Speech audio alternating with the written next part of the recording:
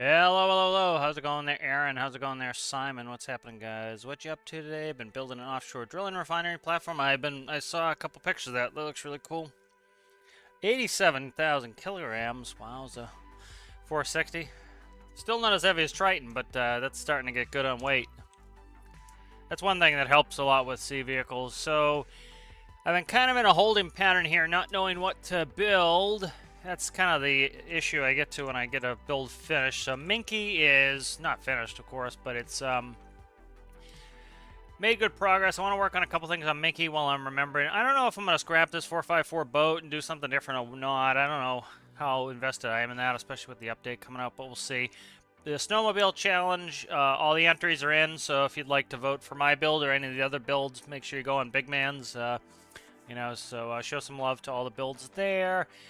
He said the voting will go for about a week, and then I assume the video will come out after that. For all those people who keep asking when the video is coming out, it's if voting's for a week, I doubt the video is coming out before that. So Minky needs a couple things. If you watch the last career build series, actually I had to restart that episode a couple times. Had some issues with Minky, so we'll try to get some of these issues kind of ironed out. Minky had an issue is having an issue where the tail wheel's not locking. This the APU is sticking through the floor. That needs to be fixed. So I have a couple things I need to do here. What's that? One block off. All right, there we go. So we'll get this going. Just trying to clean up some builds. There's one build that I'd like to start on that I was kind of thinking of would be a cool idea yesterday. You know, we have the DLC coming out tomorrow, so that's another reason I've been kind of in the holding pattern is not sure what, you know, I'm going to go right into some tutorials, try to figure out some of the stuff on that. My orbital mechanics is pretty good. Not that they're going to have orbital mechanics in the update, but my orbital mechanics is pretty good, so, you know, anything towards that nature should be able to figure out reasonably quickly, I would say. Kind of want to dive into that. A lot of people have been putting out some early content for space stuff. I'm not really into that until I know what it's going to be, because I find that can be misleading. So I tend not to do that myself, because I don't want to mislead anybody with not knowing what it's going to be actually be like. So let's see. Let's see. Door controllers on here. Don't need to do too much on that. I just want to kind of clean up some of the stuff. I have some issues here with the tail wheel, the way the tail wheel's working. So hopefully this is now connecting. Let's fold this really quickly. That was an issue. I think I fixed it. I had recorded an episode of the Career Build series, and when I was taxing Minky in, the tail wheel collapsed because I had not put the lock back on there. So this one here on this side, it is okay. So this one's connected, so that should lock it up, and that's the other side, so that works. I actually might be able to get 2 in here. I probably can get 2 in here. That would be even stronger, so let's do that. So it'd be 90 off of that. Let's go ahead and get in there. Worked a little on the 454 boat yesterday. I'm not sure how much I want to do on that, or if I'm going to still participate in that or not. We'll see how busy I am with the... that's not going to work. Let's leave it like this for now. See how busy I am when this new DLC comes out. So over temp protection on the APU was not working. I had a little fire in one of my test episodes for the Career Build series, so... Let's see, where you at there, guy? Why is this not reading? Huh. I don't know if Stoic going to APU. I didn't plug in a bunch of APU stuff. That's probably why I had the fire, is it wasn't completely done. That's kind of one of the issues I run into, is get ahead of myself a little bit sometimes. The build's not really ready for a career build, and I get in there. Where are you APU stuff? APU right here, okay. Alright, that's APU, and then we have... So I hooked in everything but the engine component. The engine component is necessary to make sure that the fire protection works. So let's make sure fire protection's in here. So essentially, fire protection's pretty simple. You know, the APU it's used for starting the engines. It's also used for... What is this? That's gens. APU is used for starting the engines, also used for making excess electricity. This is why it was running without the engine data. It's not supercharged or anything. So what I need to do here is this component here. This turns on the PID for the system, and so what I want to do is do an AND. So this will be that, and I go that like that. I'll go like that. All right. So it'll be if I turn the APU on. So if I do the APU switch, and if the temperature is less than essentially ignition.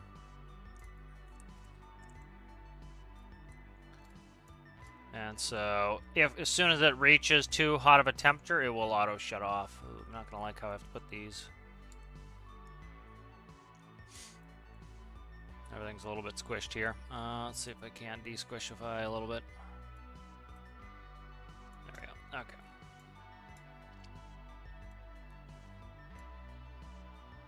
And then, so this is gonna be right here. So channel 3 is the temperature read. And I will do a property here. So this is APU over temp. I could put a radiator on there, but I could also just have it shut off. You know, so there are systems IRL that if something reaches a certain temperature, it just shuts off, and then you can't restart it until the temperature comes on. So kind of a simple way to do it, and it works. So let's see. Yep, so that will automatically, so the PID cannot run if the temperature is over 110 degrees, so that will auto shut that off. So there was a new build I was thinking of making, let me see right here, that I thought would be kind of cool. I'll read chat in a second, guys. So I keep getting missions to do the transpose, so like, you know, take a boat from here all the way down to here, take a boat from here all the way down to here. And they're time consuming, they're not a lot of money, but I thought it'd be kind of cool to make a tow drone. And what it will do is I can remotely operate it from Triton, so that will give me another vehicle to run in the drone bay. And it'll be a little tugboat that will go out. and you know, you'll remotely operate it. So you can just put it on autopilot. It will head out to where the rescue is, and then hook up with magulls. But I need to do a bunch of testing to see if magulls can actually tow a boat, or it's going to detach. Luckily, the boats aren't that heavy. Yeah, I'm spilling on myself here. All right, so let's give it a look here. Read some chat. How's it going there, CG?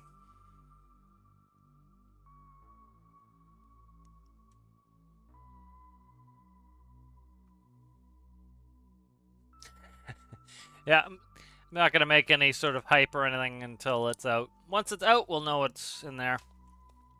Been a bunch of people who've been starting early, trying to kind of get on the buzz of it, which, you know, I understand, but it's not me. I'm going to go and delve in and try to learn the mechanics, and then do some tutorials on the mechanics, and then I'm going to build stuff. I don't like building things unless I know the mechanics and how they're going to work. So, all right, so let's try something here. Let's do tug. So I'm interested in this tug drone. I've been kind of lacking inspiration, like I said. You know, once I finish a build, I'm kind of like, I don't know what I want to do next. So, all right, so let's try something here. So ideally, when you're towing, you want to tow with the winch in the middle for a tugboat. And the reason is pretty simple. If your tow point is here around the center of gravity of the vessel, what's going to happen is you're going to be able to use the mass of the vessel to pull whatever you're towing, say a barge. If it's in the center like this, what that allows is your rudders, or your azipods in this case, will pivot off of this point. So it will be pivoting in the center location. If you had the tow point here, say I hooked it up to this bollard here, what would happen is the thrust of the engines and the rudders would have to be able to pull the entire mass of the barge to be able to turn it. And so it would be holding you back, so it would be very, very hard to turn. So you want it in the center. The issue with this is, with this setup for a remote tug, I kind of need it in the back, so I might put it on a slider. So one thing I want to test is this. Let's go try something really quick here.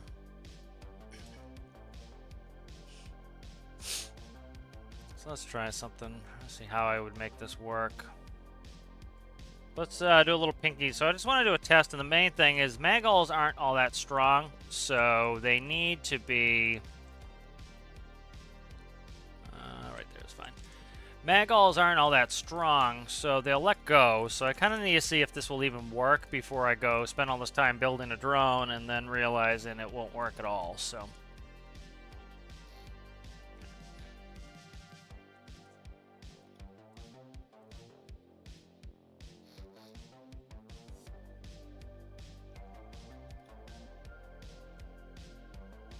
it's going to have to be a cable.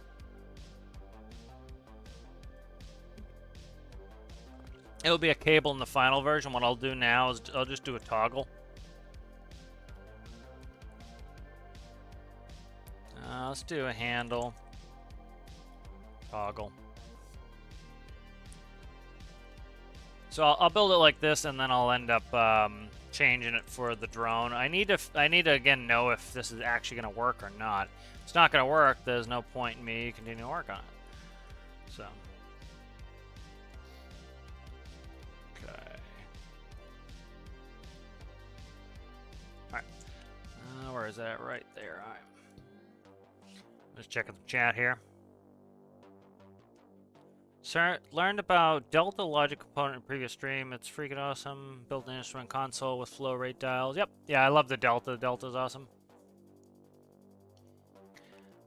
Do you know the height of the lowest bridges in game? For example, are the bridges Triton can get under? Triton can get under...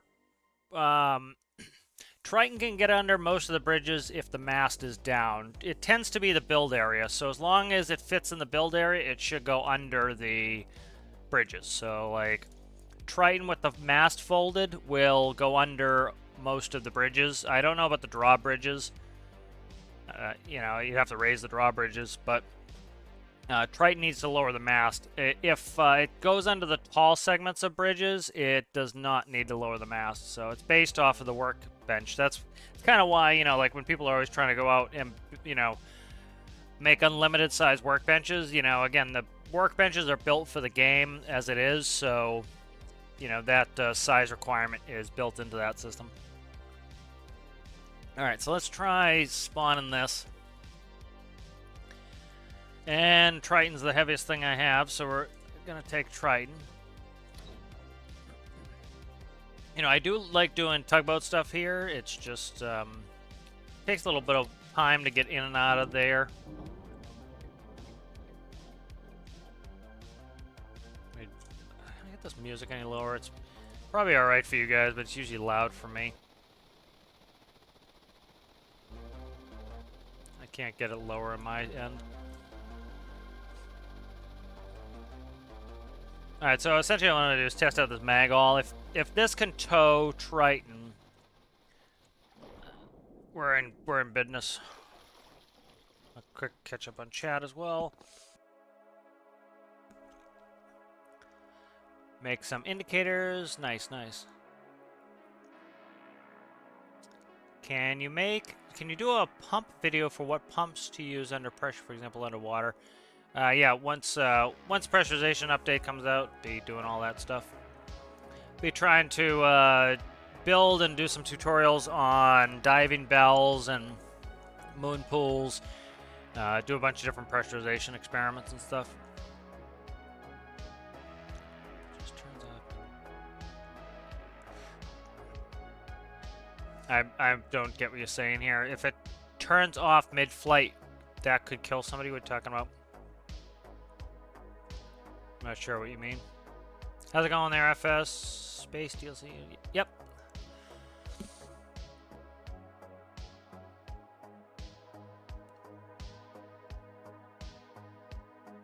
Okay. Mouse cursor's off.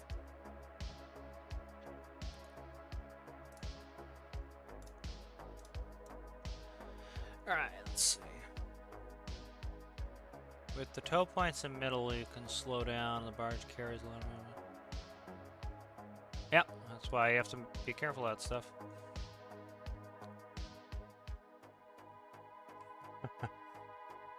Because you settle down. Every time you settle down, that's when you get bugged. Let's turn up. You were talking about a boat, now you're talking about an airplane, so I don't know what you're on about. Let's do Triton.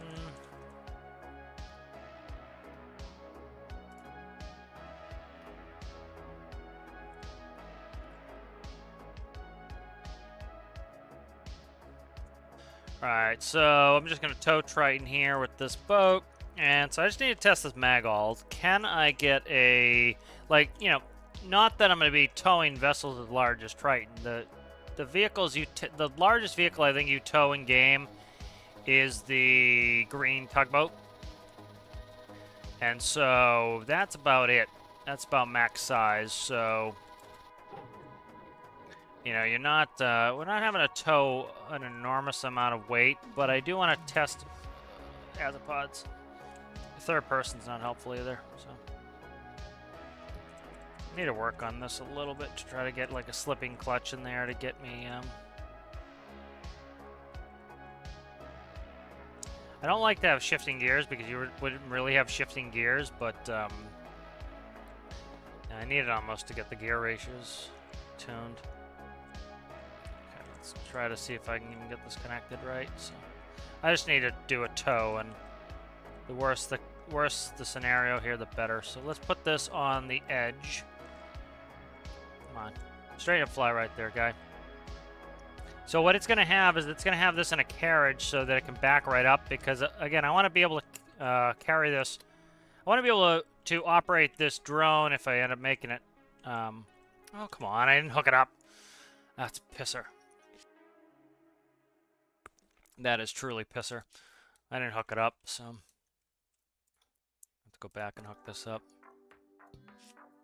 Okay.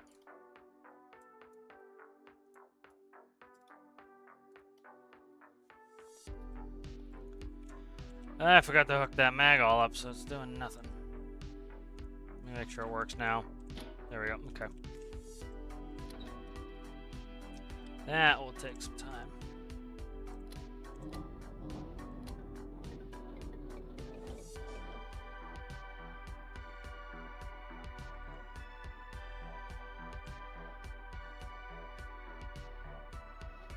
Especially for Azapod stuff, I may work on a, what is up with this now? Is it jammed up? Let's maneuver here.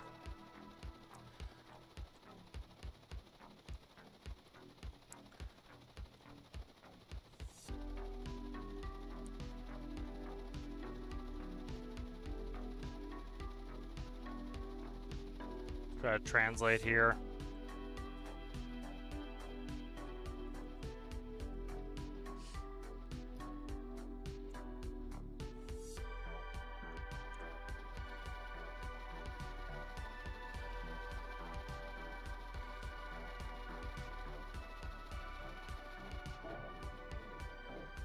I need to be right in the money or I'm not going to be able to get it there.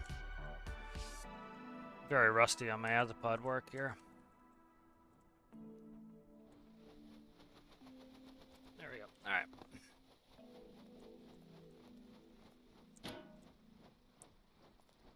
Oh, come on. Just get a little closer, you scumbag.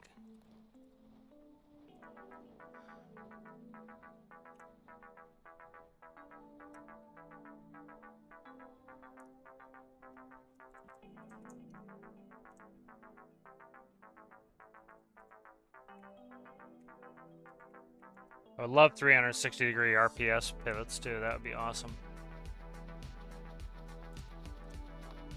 That would be awesome so that I can make proper Azapods. Don't go past Triton. Just come on. For once, just behave yourself.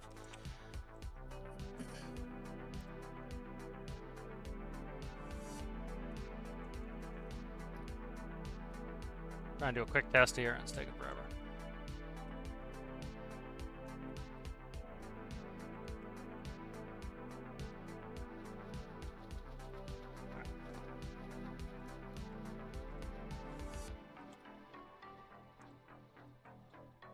Put you up on the rail here.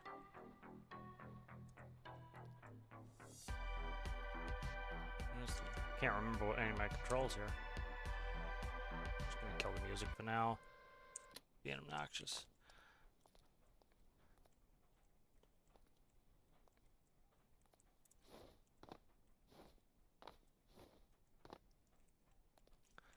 Alright, let's detach this rope.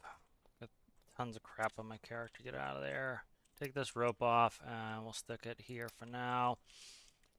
Alright. Oh, it's super weighted towards the magall. That's part of the issue. Should have just built a carriage in the way. That's what I should have done. Oh, don't you even do that. Suck so bad. Alright, I'm just going to build something here that's pre-working essentially here. It's being obnoxious to do this test. Right.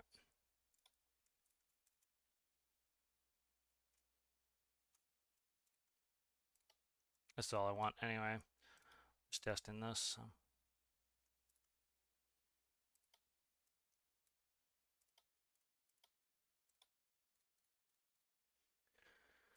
All right. Yeah, just spawn it.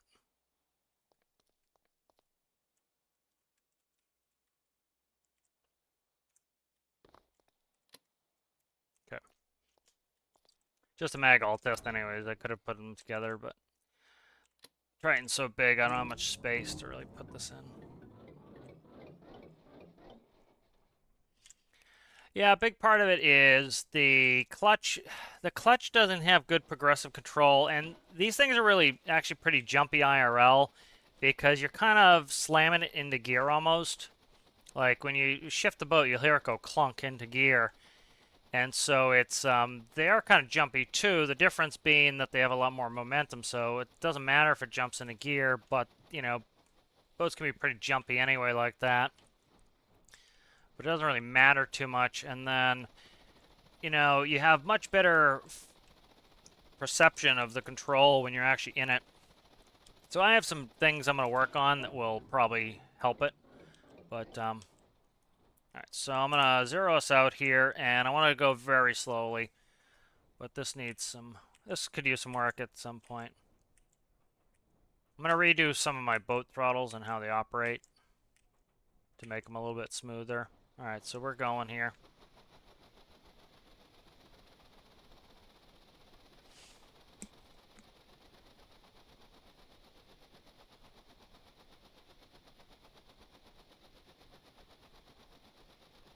All right, so I think it is indeed, as long as I have a flex coupling on there, I think it is going to be strong enough. Like, we're even banging off the dock. And it's pulling Triton. Triton weighs like 400,000 pounds, something like that. Triton weighs about 500,000 pounds. And so this is, so we have one magall pulling Triton. I'm not giving it the beans, but I want to get it off the dock. But we are dragging on the dock and everything else. Let's make sure damage is off. I don't have to deal with that. And so it is working. So proof of concept works, especially, like I said, the biggest vehicle we're going to actually be towing is the green tug. So that's a lot, you know, smaller than Triton. So this is like kind of a worst case scenario. I think works out pretty well.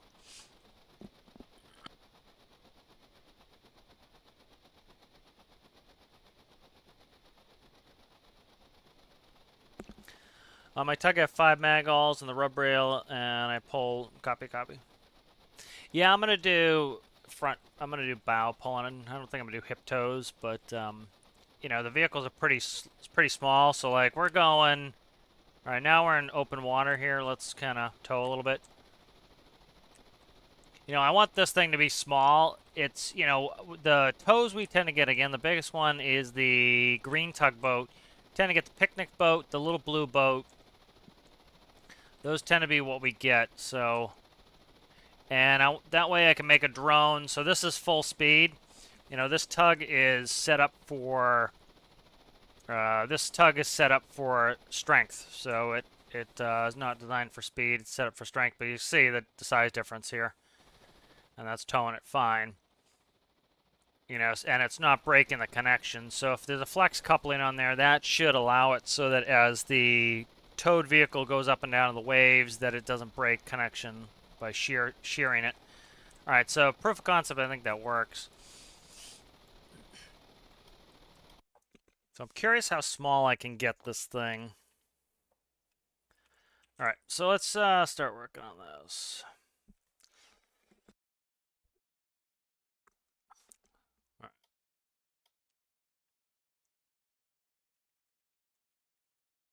And so this is going to be another remotely operated vehicle from Triton. So I'm just going to look up some tugboat pictures here. Get the music back on. Since it's going to be, you know, remotely operated, it doesn't need a bridge or anything else. I'm going to try to steal as much from other craft as I can. I don't want this to take 100 years. I'm just kind of trying to find a design. I could make it so that it fits on Triton. That could be something cool. Here's an autonomous daemon right there.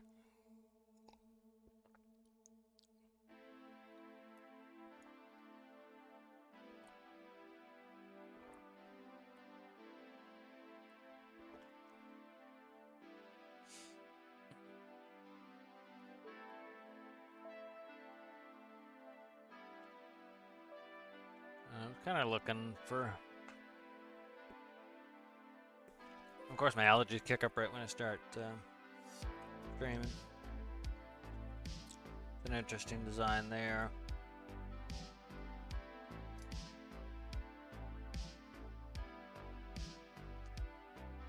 One on the small side so that I can load it up onto Triton, because like when I get a mission to go do a tow, I want to be able to dump this off the side, send it away. Because we usually get quite a bit of time. It's like sometimes it's like 200 minutes to do a tow. Alright. So that's a good bit of inspiration there.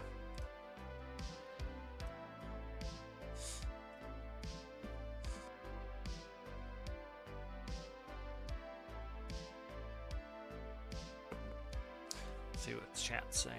How's it going there, Trippa?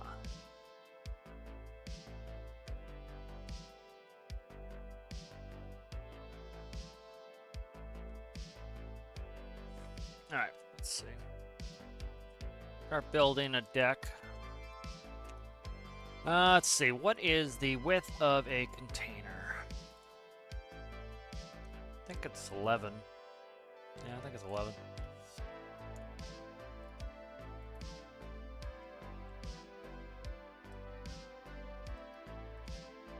This will allow me to put it in that spot.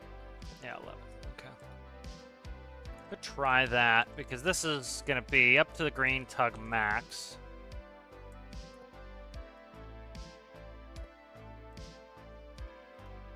It doesn't need to be enorme. 29 is the length, so keep it in the container span. So that'd be containers worth right there. Yeah, it'd be kind of nice to keep it in the container's footprint. Smaller if I can get it smaller.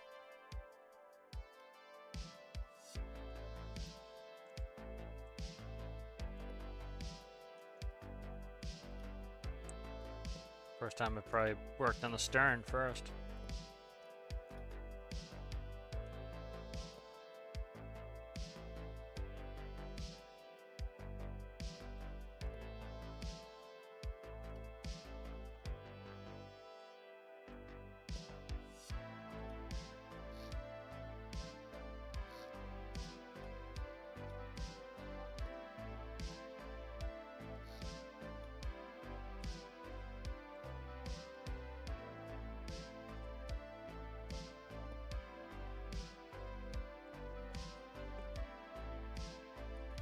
Can't be insanely heavy either. The crane can tow quite a bit, but it can't.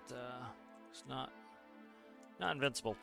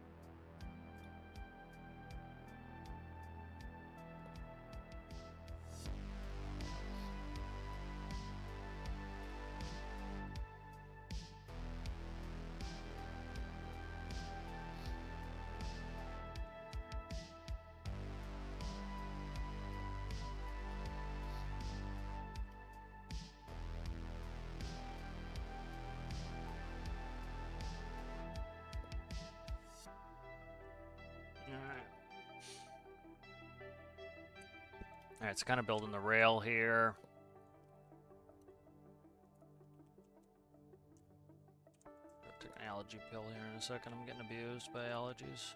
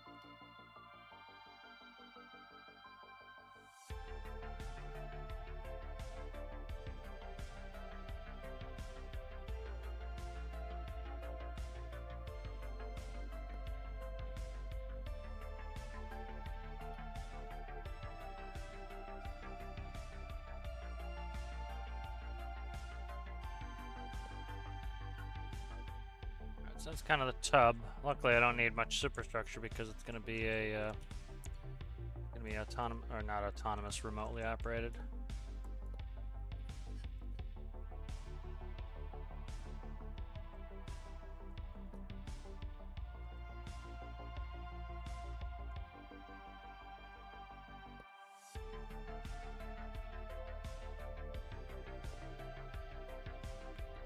Checking the chat. There you go, sword fighting, interesting.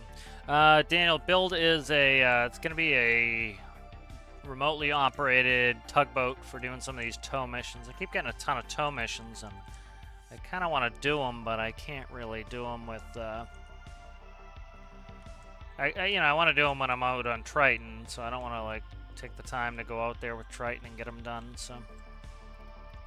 kind of drop this over the side and use the drone control room to control this, and then have this, you know, be motoring over there while I'm doing something else, and then once it gets there, this would, you know, remotely hook on and then be able to tow it where it needs to go, because, you know, you don't actively have to do anything on the dock, you just put it in the area and it's good to go, so... You know, because this doesn't need big superstructure either, this should hopefully help with it having a bunch of buoyancy issues.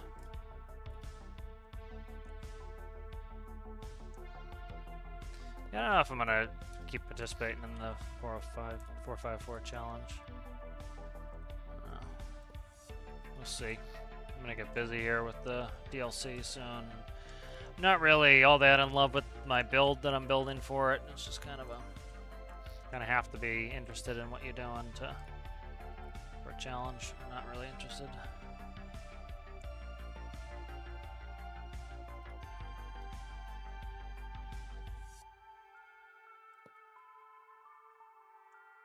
Okay.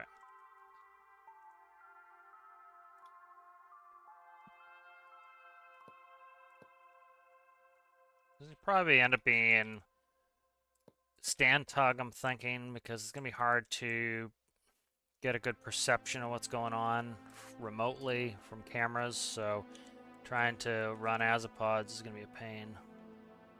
It'll be a lot harder to set up as well. It's going to be easier running it as a stand tug.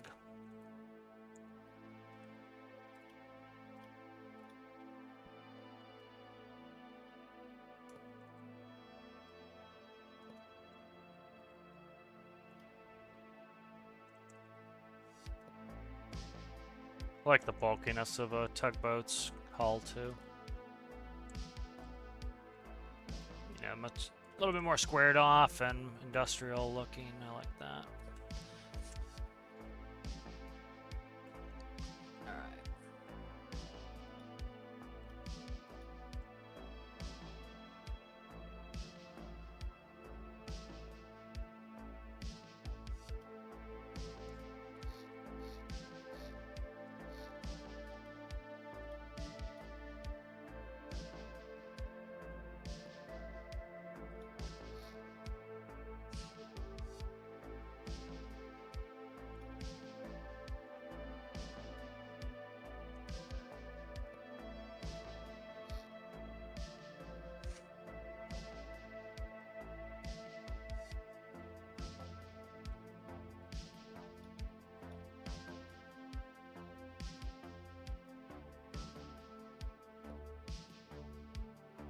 step that back one at least.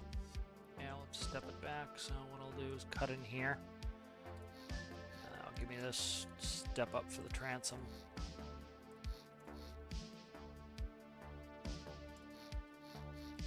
I need that, okay. It's fine, we can make that work.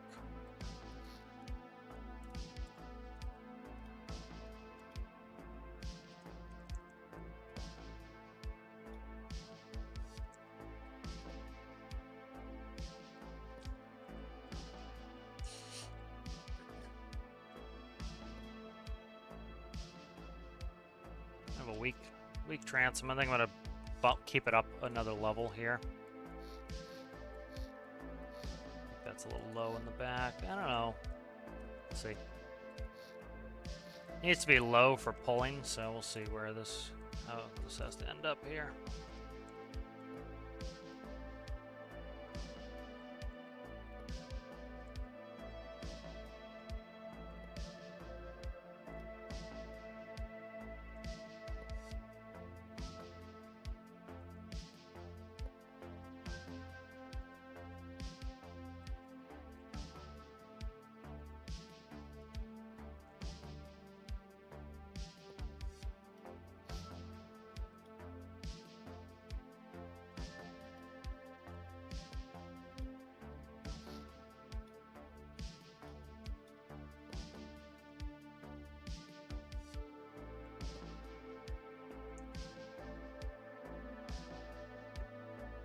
I'll build the front rail up a little bit. Just getting too low, I think. There we go. All right.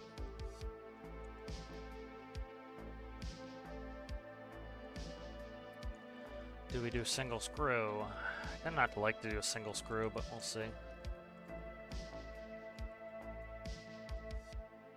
think we'll do single screw. I haven't done a single screw yet, so that could be kind of interesting.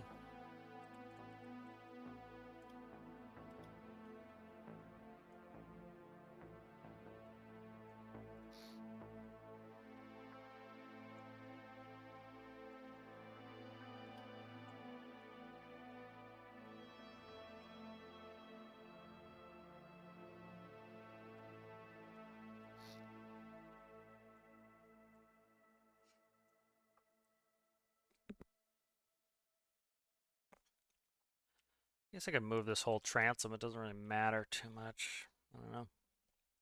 What's my length? Let me check the length on this. There's 29. Yeah, we're kind of maxed out there.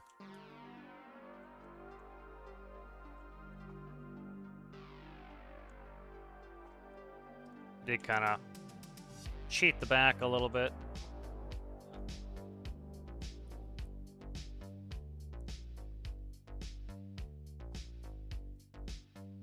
Not too bad.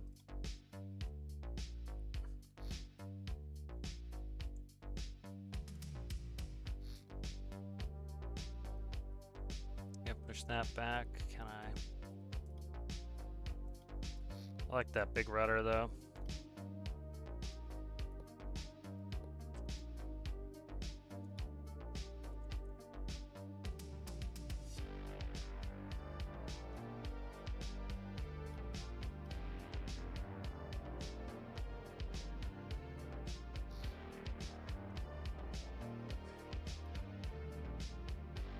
Small here.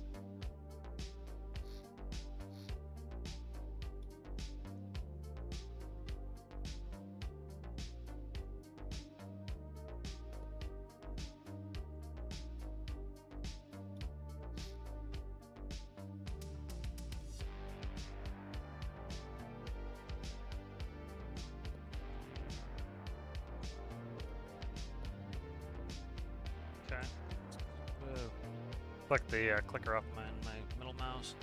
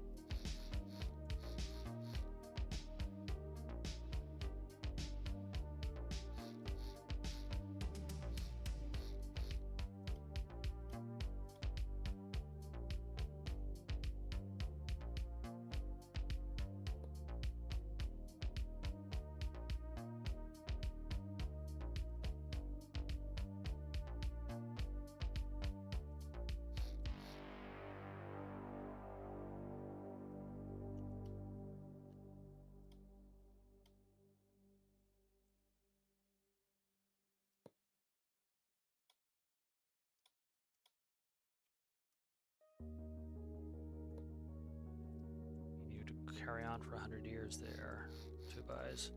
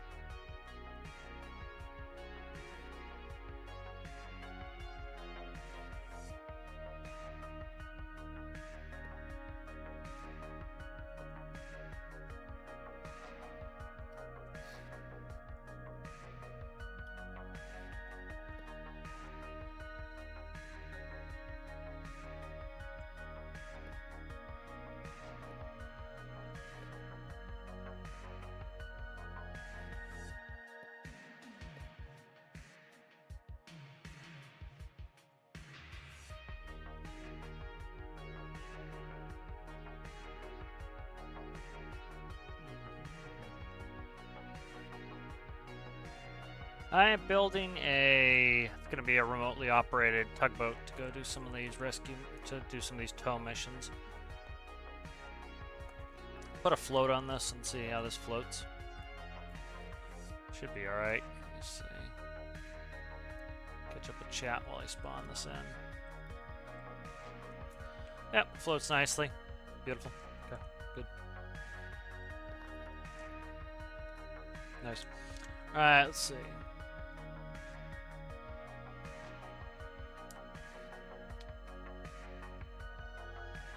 Yeah, I won't have a problem. Shouldn't have a problem capsizing. See how much buoyancy it has? It's going to get a ton of ballast weight. It is container size, yep.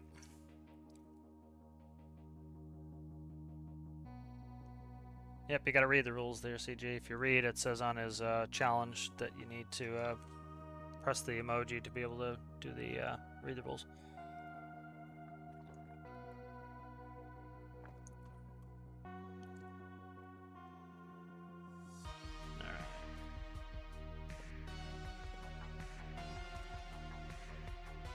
So this should be able to be craned up onto Triton. So next step, you know, like when we spawn this in, if we look at the buoyancy, this is how I build ships, and I recommend doing this.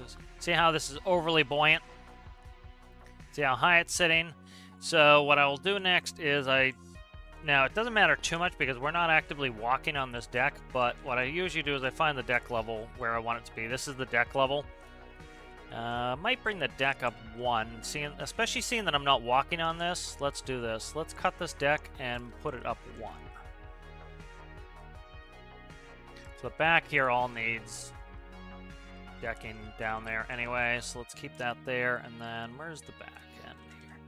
That's the end of the transom right there, so what I'm going to do is raise the whole deck up 1, because, you know, I'm not putting a pilot house or anything in this, so normally I'd have to leave space for that. I don't, because this is going to just be remotely operated, so I don't need any of that, so the whole deck level is going to come up 1.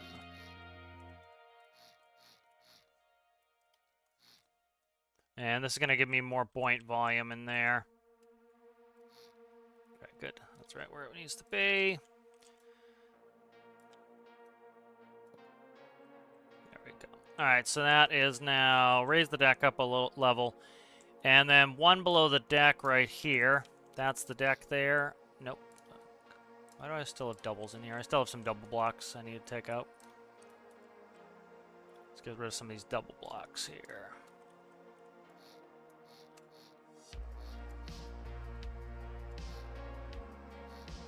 Good.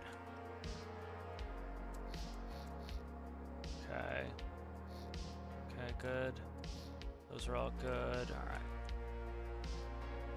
Alright, so 1 below the deck level is probably right there. Yep. Okay, so right here. And we're going to put water line on there. That's my water line. I tend to like to match it up with where the curvature of the transom is.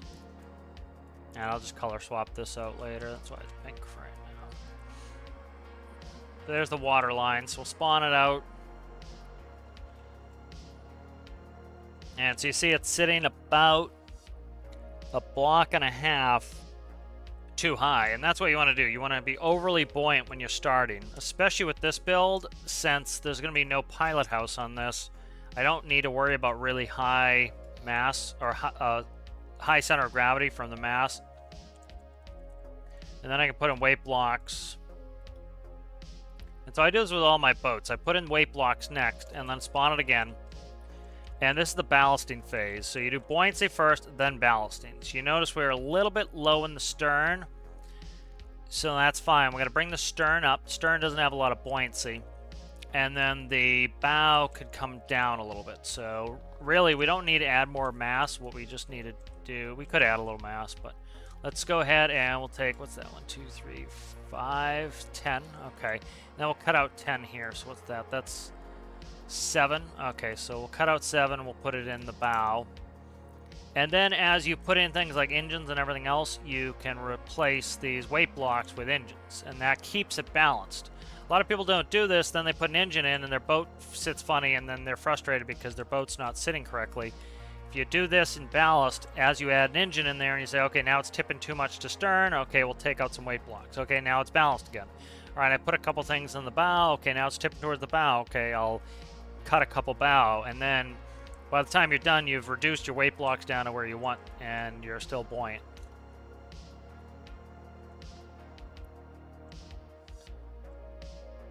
Alright, we're pretty good now, so as we start to add some things, the weight blocks can come out. And it's not going to be too bad here.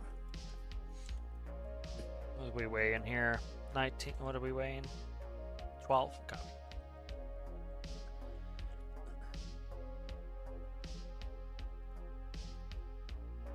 And then this is not towing incredibly heavy stuff, so... up to the green tugboats. So I would love it if they'd have some tow missions that had some actual really large ships. You know, that would be kind of cool. Alright, so let's get working on an engine here. So I want to go with a single in there. Alright, so let's go bup.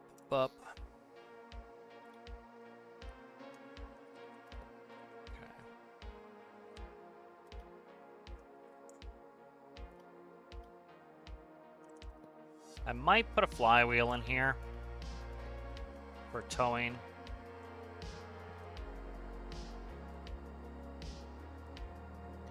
And I'm going to want to get the engine towards the center of gravity, so I will work on that as necessary. What's that? 1, 2, 3, 5. Okay, we'll make it a 20.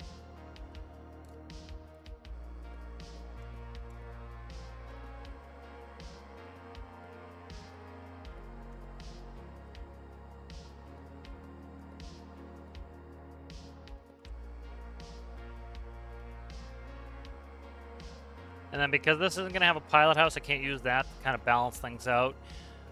You know, let me see if I can get a tugboat interior. I'll go to Damon. I like Damon. Damon has the best graphics. The engines are actually pretty much at the center of gravity in most of these. Let's see. Crank. And then we'll do a starter.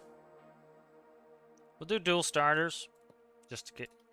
Not that I need it to start super fast. Some people have a fascination with everything being like, I want it to start in an instant. I don't need that. But do dual alternators too. Why not? Okay. Do some manifold pieces here.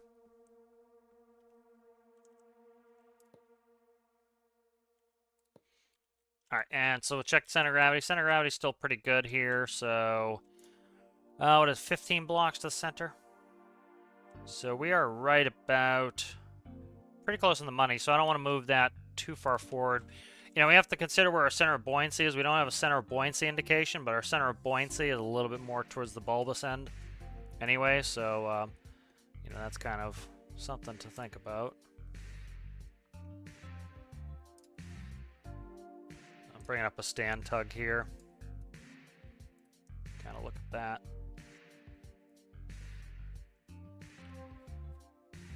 Let's see. Trying to find the link here. It has 8 more photos. Okay, let's see. Let us find. The Damon website is quite. I know you guys can't see it, but the Damon website's kind of a pain because it. Keep changing it too. It's like I have to download the product sheets, which isn't the end of the world. But you see if I have an old product sheet for something. I tend to download them for some of my builds. So.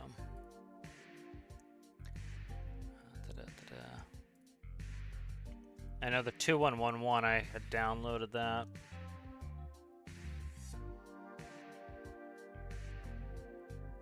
What's the 2111? Interesting. Let's see if I can do it. I don't have to download another product sheet. Let's see. Tugboat schematic.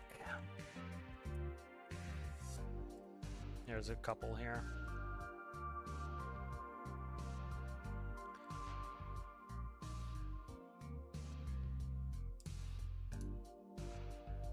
Trying to find one that's kind of shows what I'm talking about here, where the engine is.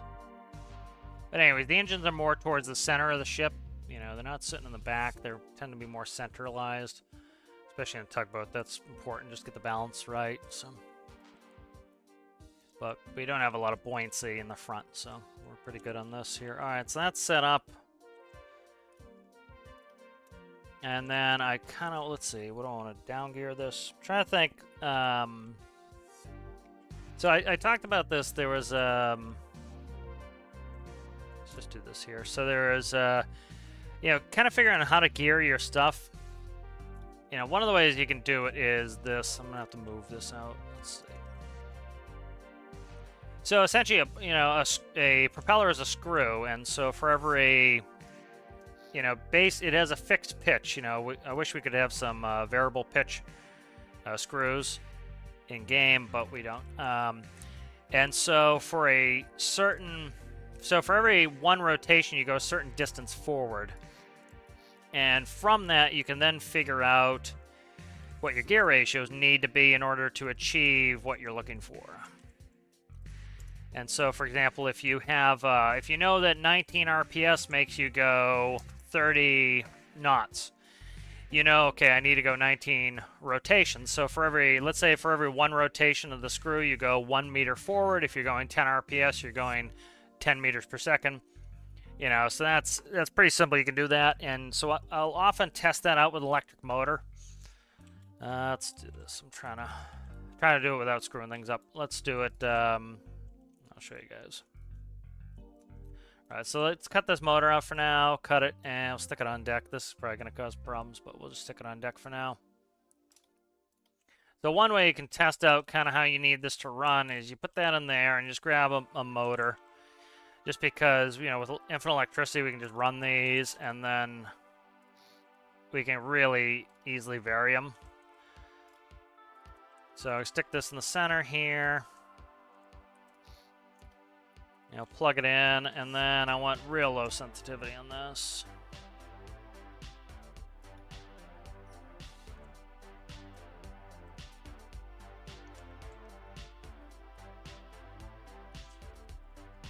And so essentially you would get going. And then I don't have any way to read the RPS on it. But essentially what you would be seeing is this. So, you know, the best way to figure out how to get to the speed you want. A lot of people are just kind of like, they're guessing how to get to the speed they want. And so there's a better way to do it than just plain old guessing is you do something like this. Let's grab a pipe here. And so, you know, because it's a screw, at a certain RPS, you're going to go a certain speed every time. And so that makes it really easy. So we'll take a dial, stick it on here, and we'll hook it up to the RPS. All right. So the electric motors can go up to about 19 RPS. So what you do is you just hook it up like this and just start going. And let's do this too.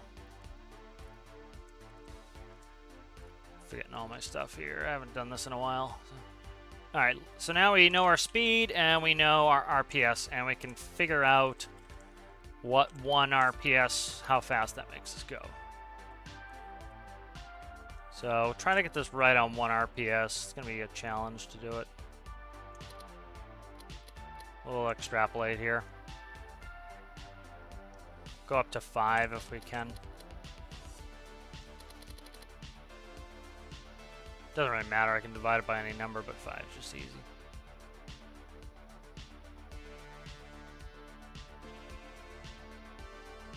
Alright, so there's about 5, and 5 is making us go 5, right there, 2 meters per second. So 5 RPS is 2 meters per second, so let's write that down. If I can ever get my notes. How's it going there, Citrus? 5 RPS is 2 meters per second. So we can figure out a bunch of things of how we're going to set this up. So if we know that 5 RPS is giving us 2 meters per second, let's see if it's linear.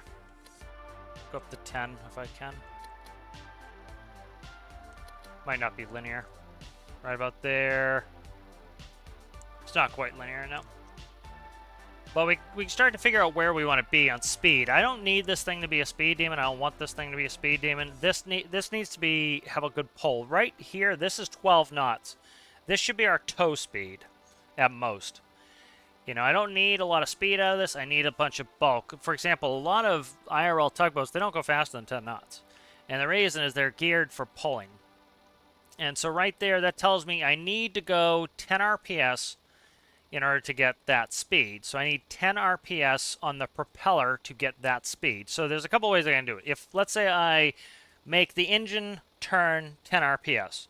All right, so the engine is going to turn at 10 RPS, and we're going to go our set speed. We have no mechanical advantage. So we're not making it more powerful. So when I add more weight, it's going to make us go slower. There's a greater likelihood that it's going to cause the vehicle to slow down.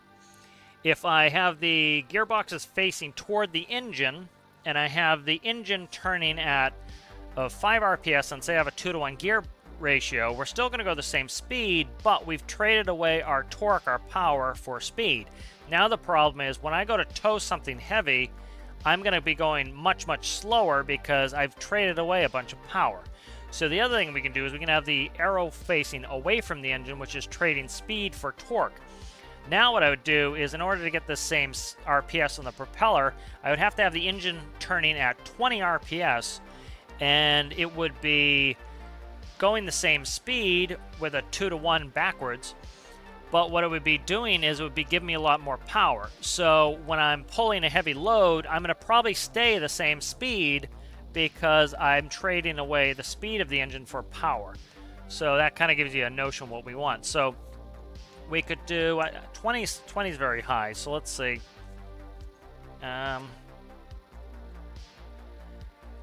Let's see. If I do a 3-to-1, I wouldn't want to do a 3-to-1. Let's see. So if we do 3 divided by 2 is 1.5. So we do 10 times 1.5, of course, is 15.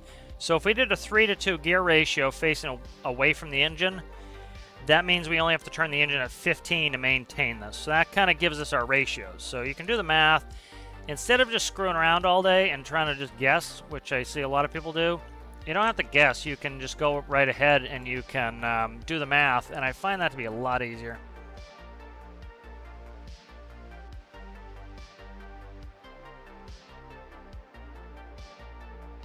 Why do we even need a lower deck for maintenance? And for looks? What do you mean lower deck? I don't know what you're even talking about. Like down here? This is where the engine lives. It has to be on the center of gravity. So let's see, get rid of that. We'll put this back in. So that kind of tells us where we need to be here for RPS. So we want about 10 RPS on the propeller. And so by kind of figuring that out early, that sets us up for what we need to do here for gear ratios later.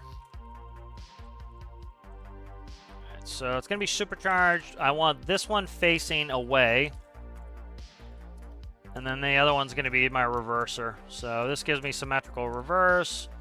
And then we're going to probably do a 3-2. So like again, you want to do some gearbox calculations. If we went to a 6-5, right? So you do 6 divided by 5 is 1.2. We want the propeller to go 10 RPS. We do 10 times 1.2. That's we'd have to have the engine going at 12 RPS. At 9.5, 9 divided by 5 is a 1.8. We'd have to go 18 RPS on the engine with this gear ratio to maintain that. Go there, it's a 2-to-1, so, you know, it's 2 divided by 1 is 2. You know, so you'd have to go double, so you'd have to go 20. You know, this we'd have to go 5 divided by 2 is a 2.5, so we have to go 25. And that would be 30. So that tells you how many RPS the engine has to turn to make that. But, you know, if this was turned at 30 RPS, it would be using a lot of fuel. It would be making a lot of heat, but it would allow us to pull really a ton of weight because the engine is revving like crazy, forces mass times acceleration. So there's a lot of acceleration going on with the fixed mass of the engine. And we're down gearing, so that propeller is going to turn no matter how much weight we put on there, how much resistance we put on there, so it's going to maintain its speed. All right, let's go ahead and start plumbing this up. So what do I want to use for basis for this? Just had an engine. I'm trying to figure it out. Let's go...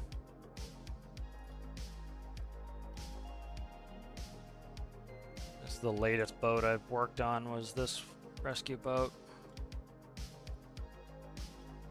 You kind of see the size of these things here. So which one's engine?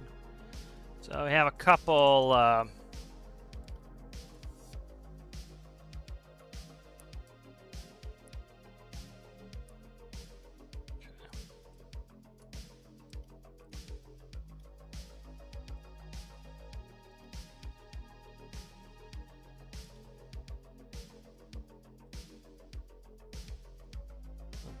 anything else I need? I'm going to take stability off this too, so we'll save it for a minute.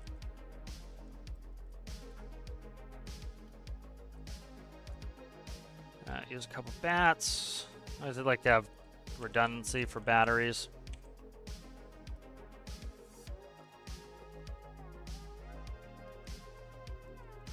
That goes there. Alternators are going to be those. Reverse is that. Player sensor I don't need. That can go. Coolant pump I need to pull them in at some point, but I'm not ready. Player sensor that can go. Starter is there. Key I don't need. We'll work with that. Fuel manifold. Start plumbing some of that stuff in.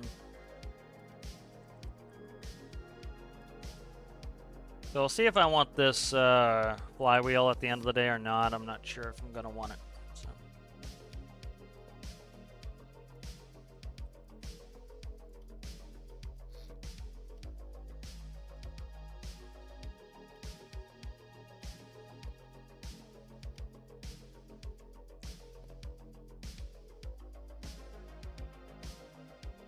Okay.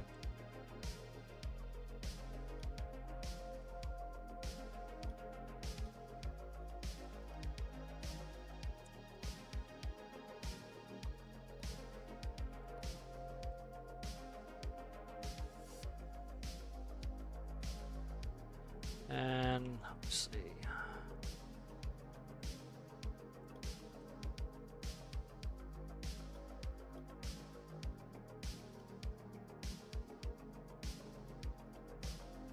I should put those in. I want to keep them as low as possible. I want the mass as low as possible at all times.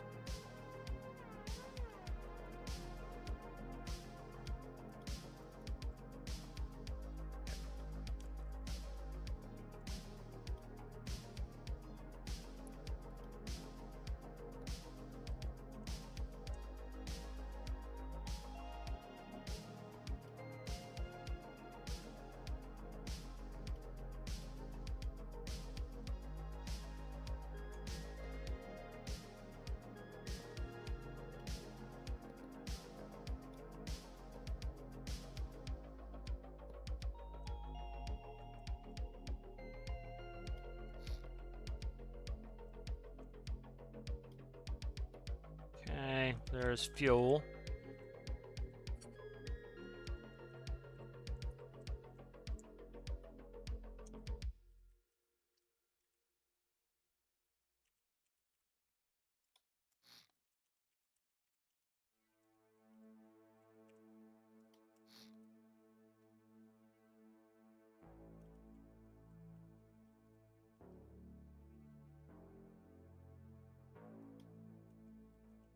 Trying to decide if I want wet or dry exhaust. I think we'll do wet exhaust. Wet exhaust goes out into the water. That's how that works. IRL will be mixed with water and then it's exhausted out.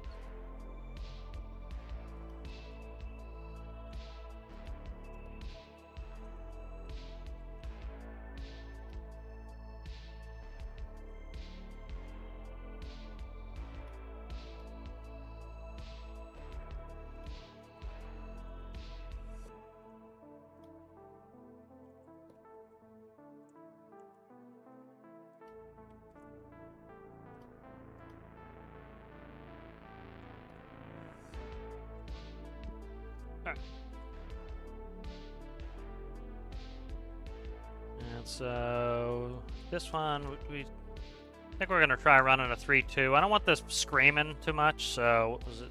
What's that, 15? I think 3-2, 3 divided by 2, 15, yeah, 15 RPS. That's not too bad. Should have plenty of fuel in there. Let's get rid of, let's do stability. Let's grab everything I want off this build before I screw around too much.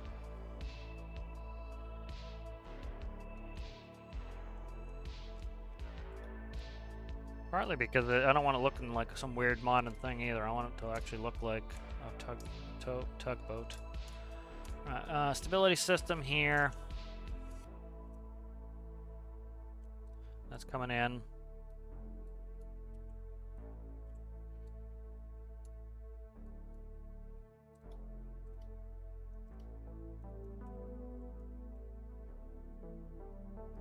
Alright, let's go.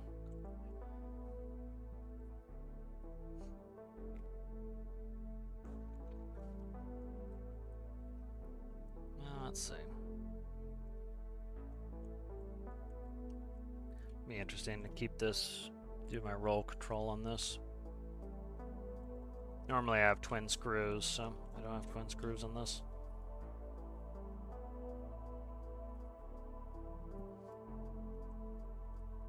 Put them right here, centralized, I think. See how they have set up in the back. Arrows up. Okay, arrows up.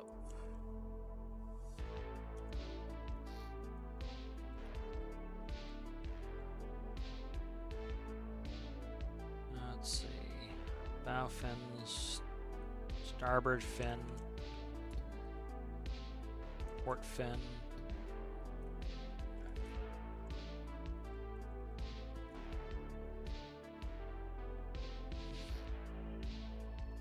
Let's get rid of this boat for now.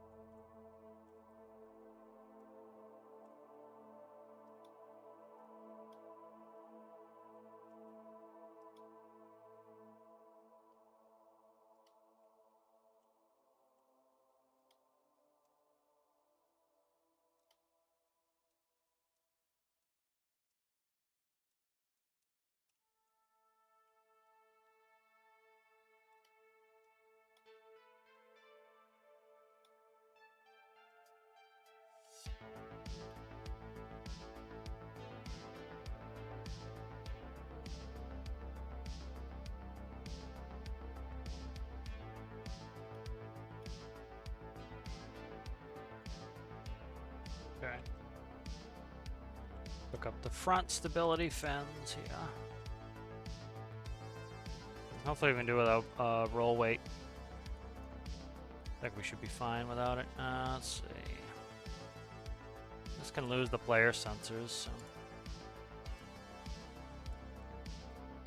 Yeah, fix those.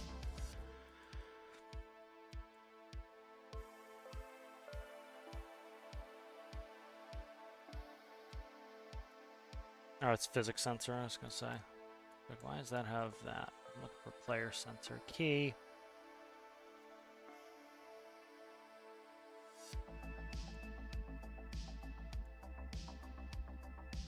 Okay.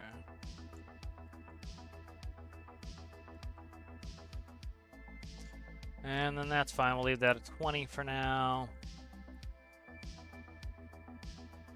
I'll kind of get this running a little bit here.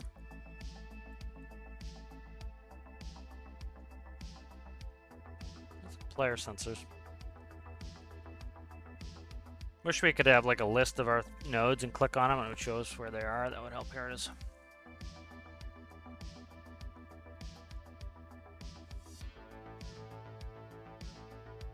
I'm just going to take a constant on for now. Plug that in here.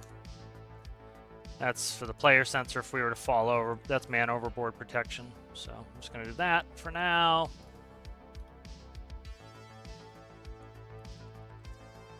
Get this little test run.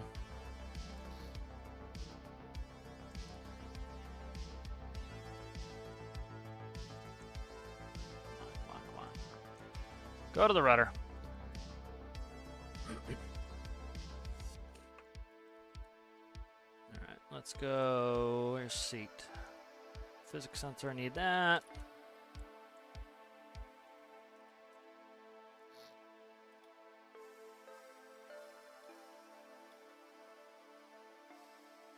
Probably my favorite block in the game at this point. Grab a fresh one. Screwed up the orientation already, so. There we go. Alright. Physics sensor. Physics sensor, it should be okay, good.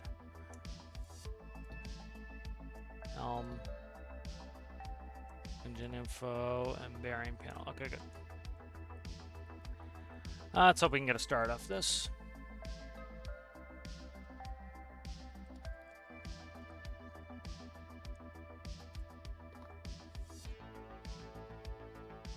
I need key on here, so this one I have keyed.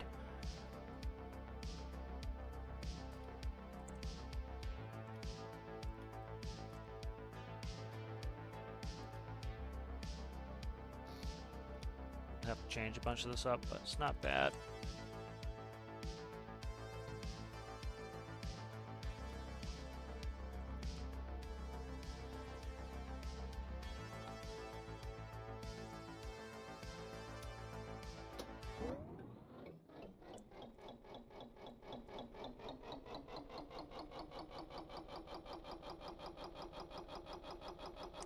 See what's up.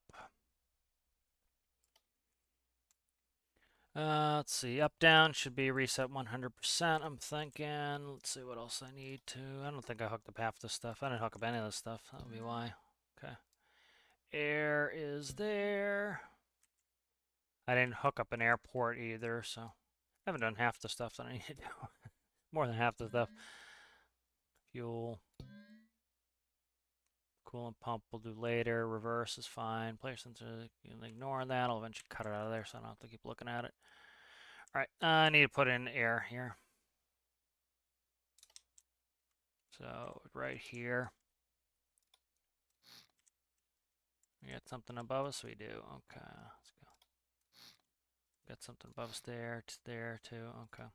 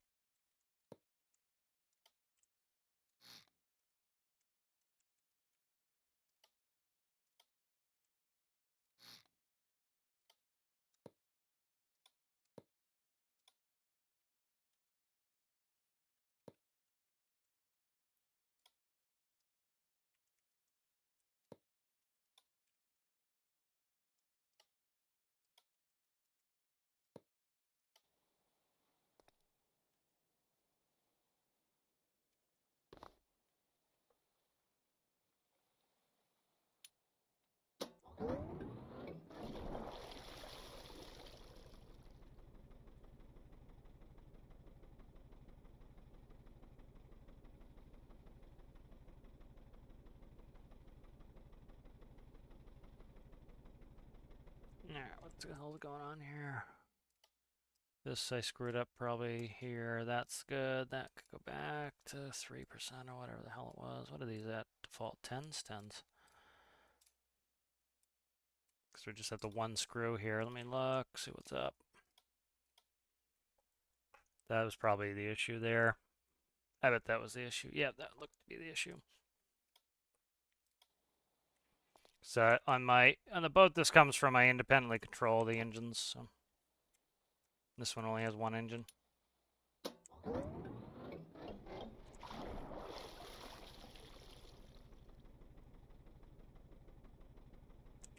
Not revving at all.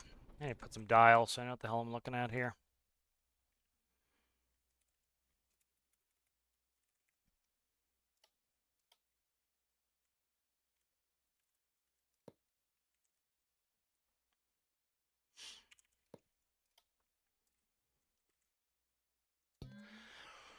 Alright, clutches.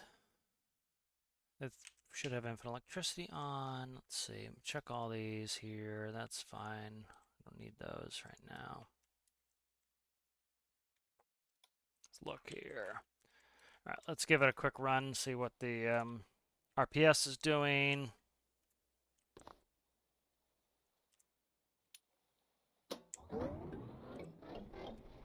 Alright.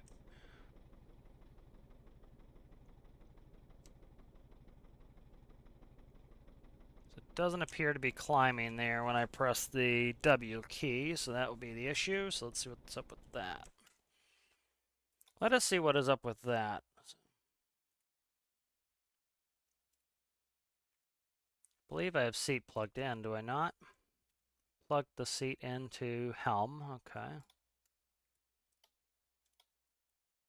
Helm, composite 2, 1, -1.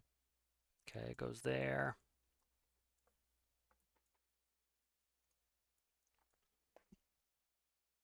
Idle max RPS, is that there?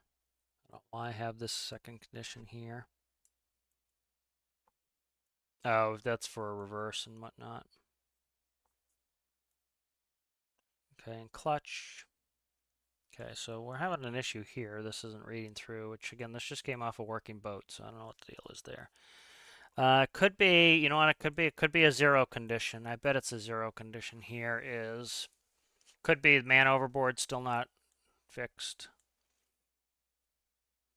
Because if player sensor, if the man overboard's detected, it will throw me. So what is that?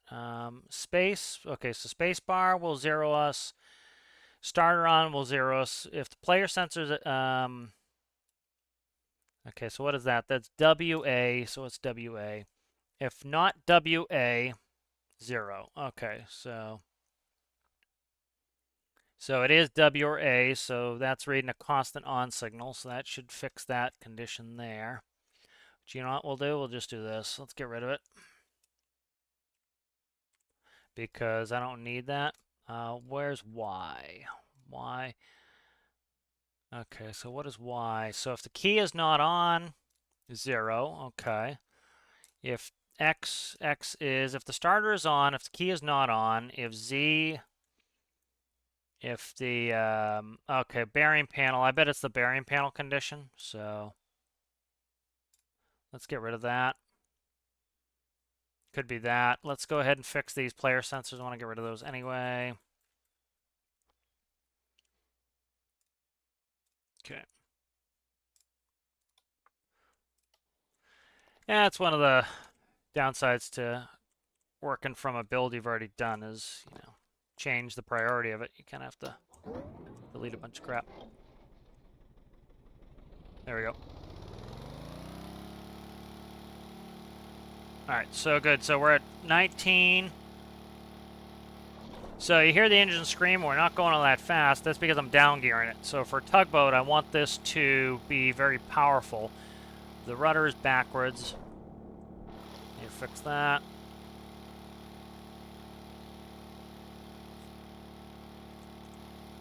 All right, good. So we're up and running at least. Let's take a linear.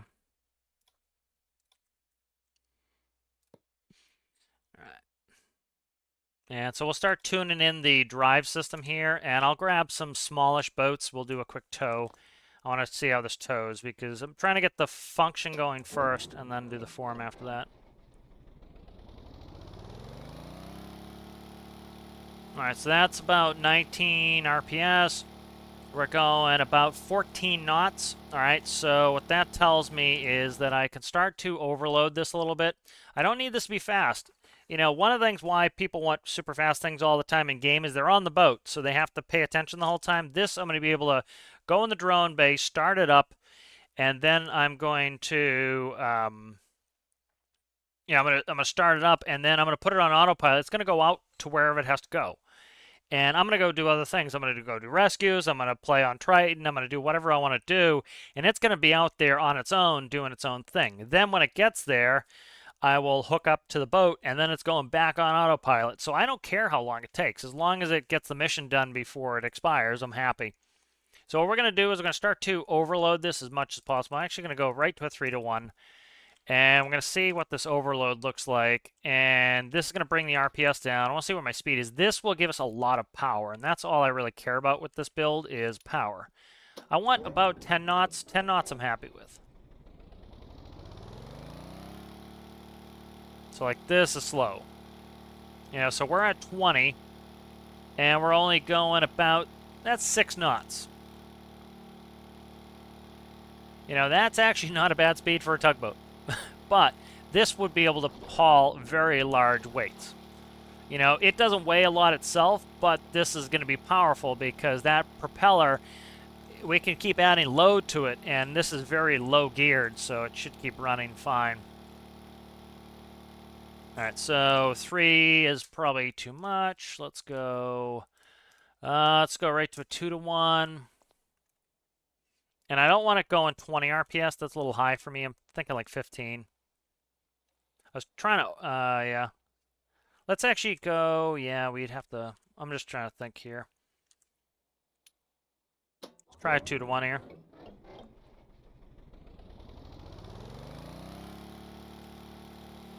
All right, so there is 10 knots. So with a 2 to 1 in order to, so I bet a 3-2 is correct. Yeah, well, I know. I already did the math.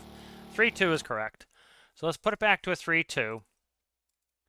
And what we'll do here is I'm going to set the RPS to 15. I think 15 is fine. Like the other thing too is I'm not going to be on this, so I don't care how loud it is. I don't want it necessarily sounding like a leaf blower, but all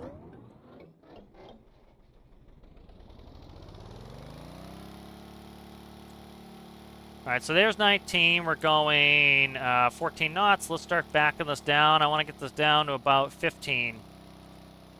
There we go. That's starting to sound better if we listen to it. I don't know why everybody thinks my engines sound like the old engines. I haven't changed the sound files. I don't rev them up very high. Like, some people are revving at like 60 RPS. Like, oh my god. You know, anything's going to sound like a weed whacker at 60 RPS. So right there, that is about 11 knots at 15. So again, the math works. You know, it's simple math. It's 3 divided by 2 is 1.5, and then 1.5 times 10, which is, you know, the RPS I need for that speed, gives me, you know, 15.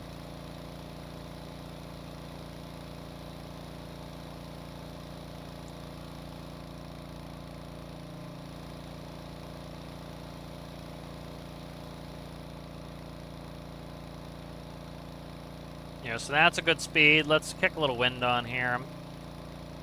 My whole policy is 50% wind's the most I'm ever gonna do, really, because it's unrealistic. You know, one, if the wind was too high, you would not be. The other thing too is, like, we have clear skies and the wind is up this high. That's unlikely. IRL, you wouldn't be doing a lot of these rescue ops. It's too dangerous. You wouldn't do it. You know, you would be out on anchor. You would have, you know, gone away from the storm and put yourself in a cove somewhere. You know, you wouldn't be out here.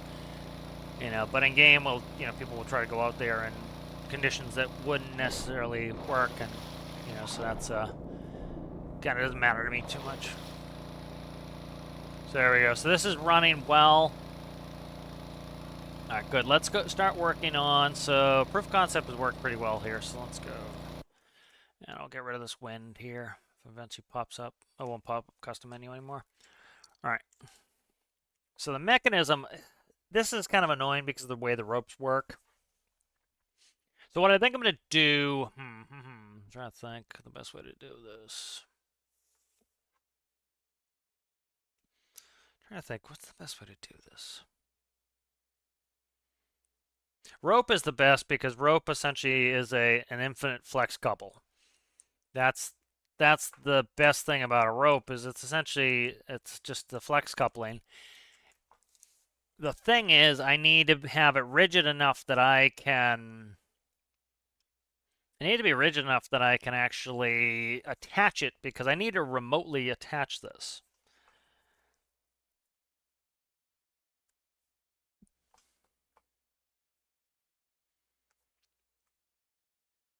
So I have a couple notions here. So this is going to be kind of fun to work on this rope mechanism. Let's get this to tow something first. So let's go ahead and let's do a quick flex coupling on this. So I'm trying to, let's figure this out. So let's go ahead and we'll just make something quick and dirty really quickly. And then I'll refine it. You know, I like a rope, but we need a way to attach that rope, so we'll figure that out. Don't want it to be too high. You want, ideally, you would want the rope in line with the center of gravity. That would be best. So you want to keep it as low as possible. So I'm going to grab some pivots. Okay. Now I'll play with it like this for now here.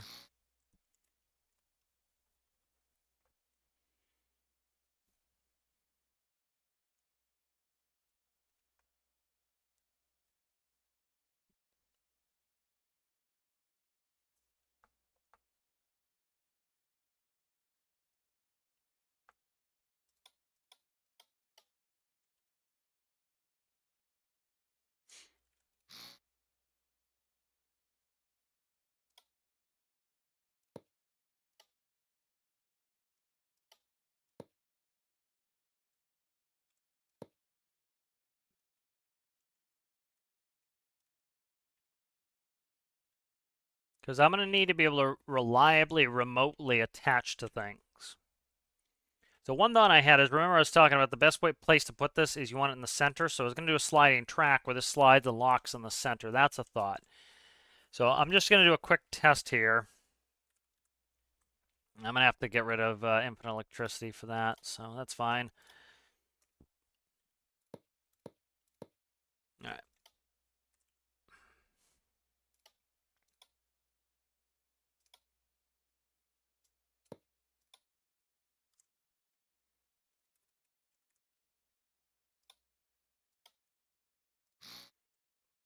All right, and so we're going to have to get rid of infinite electricity, so I have to plumb this up. You can be flipped here. This rudder needs to be flipped.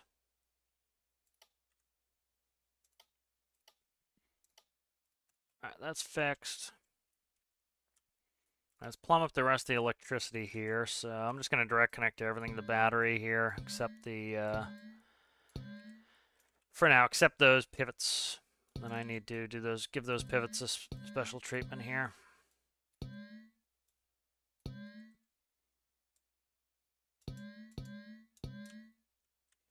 All right, then these get all attached. Those get attached like that. This is going to get attached directly to a battery. We'll do that. We'll do a relay.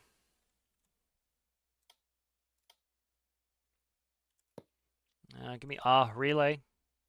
There we go. Let's do here. Let's do a circuit breaker. I need to get all these proof of concepts working. If it's not going to work, there's no point in continuing on it. I don't have any doubt that's going to work. It's just going to take a certain amount of effort to do it. All right, that's good. And then I want, let's do left right is going to be sticky, and let's do like 3%. Up down is going to be sticky. Let's do like 3% on that. All right, let's go left, right, and then these are probably all backwards. Dollars to donuts. And then let's just make one that. Let's spawn this. Let's kill this wind, and I'm actually going to spawn something with. I'll spawn it separately. Right. I don't need something huge to test here. It's okay, good. It's gonna let me do it now.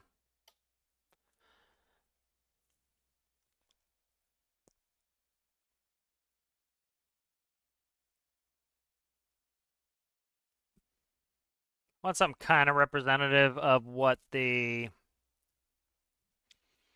representative of like the green tugboat. The green tugboat's not that big. I used to remember when I first started playing, I thought the green tugboat was huge.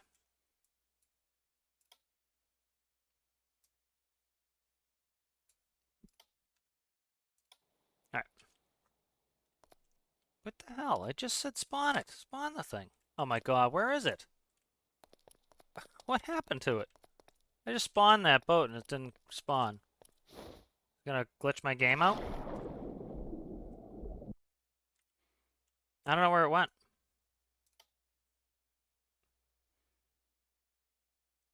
No. Save this really quick.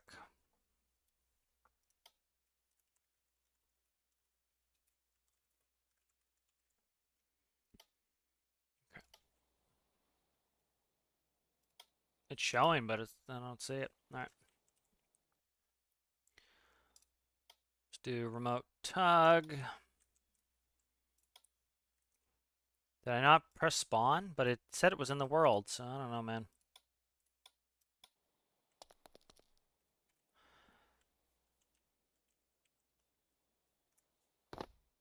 Alright, so let's go ahead and I need to do the key because, of course, I put a key in there.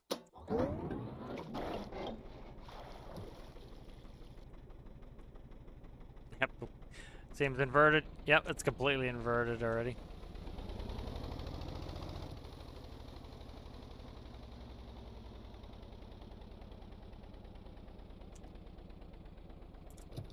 Oh, I have toggle on my spacebar. It should be pushing the space bar. Let's fix that before that causes me problems. Okay, because space bar is it zeroes out my thrust. It's like pulling the idle.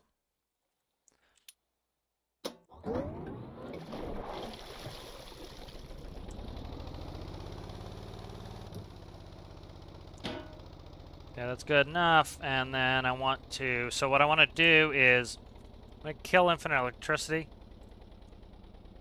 And then circuit breaker's off, so this should float now.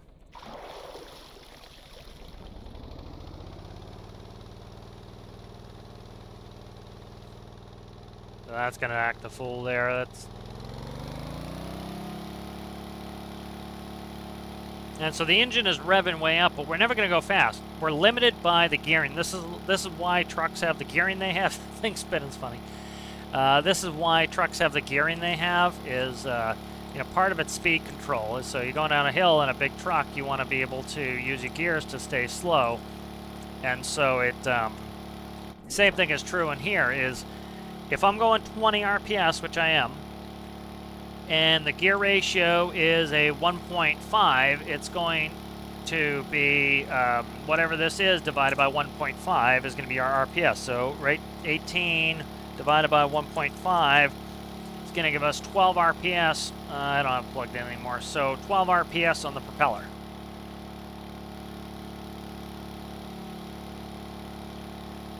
So let's do some steering. So this is more likely going to tip us because it's not a rope. And it's also, remember I was talking about, it's not good to tow from the stern because we have to use our rudder to try to pull the entire mass of the boat. And so if that's in the center, you're more likely to steer properly. But again, this is still not having any problems, so it's towing fine. Part of the issue is those fins are so centralized. I need to kind of work on those, but... So this is towing fine. This should have no issue towing. Like I'm not going to have any issues pulling. So I have no issue with pulling power, so that's good. And how's it going there, Rasmus? Yeah, this is going to be a remotely operated tug, so it's going to be for Triton. It's the size of a container, so it'll fit on Triton, and then I will send this out to do some of those tow missions. What does the physics sensor do? So the physics sensor, it encompasses most of the sensors now. So if you read the component, let's put it on the deck here, and you go to composite, it has all of these. So it outputs your X position, Y position, Z position, Euler rotation, X, Y, Z, linear velocity, X, Y, and Z, angular velocity, X, Y, and Z, absolute linear velocity, absolute angular velocity, local Z and X tilts, compass heading. So it's essentially all those different things like tilt sensors and compass sensors. It puts it all into one. All right, so that proof of concept works. So we know this tows. That's the main thing that I need this to do. So it tows. We're in business now. Let's start working on this coupling. I want a rope. A rope is just really... Rope's the best system, because it can, it can flex in any direction, and that's what we want. Doing a hard coupling, the test was mainly does this pull, and it does. Okay, so that's good. So like I said, you want that tow point around the center of gravity if you can, so that the boat can rotate and you're using the mass, the momentum of the vessel to turn you instead. So we need to come up with a coupler. So I have kind of a notion with a crane arm, and it would grab the magall, attach it, then it would detach, and then it lets the rope do its job. So I think that's what I'm going to work on next is, let's get a little crane arm going here. I wish the hard points weren't so enormous, though the hard points are pretty damn enormous. All right, so let's build our... We're going to build the actual part that's going to connect to the ships or boats. This is mostly for boats. All right. I might do the long hard point on this one. Problem is, this looks enormous, man. This is enormous. Like, that's a huge part. Devs need to scale down some of these parts. They're just enormous.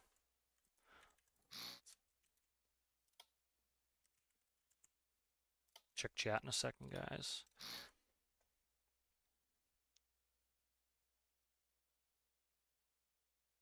Yeah. Yeah, the North Sea is supposed to be uggy, uggy, uggy. Yeah, it's a little parasite tug that it's going to be a drone, so it will...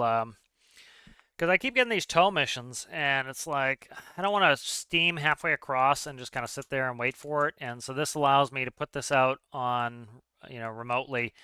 And then when it gets there, I just hook up, and it will start towing wherever it's going on autopilot, and then I can go do other things. All right, so that's going to be the start of this.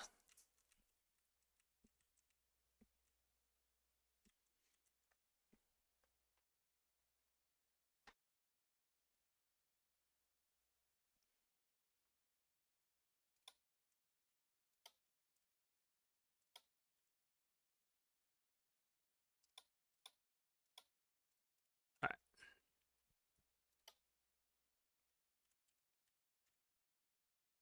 Let's see. I need this to be out one more, I think. Give me this thing like that, please. Thank you. Cut. We'll move you out one. Let's do two. All right, and then what I want is a hard point. Again, these parts are enormous, man. Just like, why didn't they just make the attach point a one block? That would have been awesome. Like they love to make things oversized, which really limits the ability for you to make smaller, I would say more reasonable sized builds.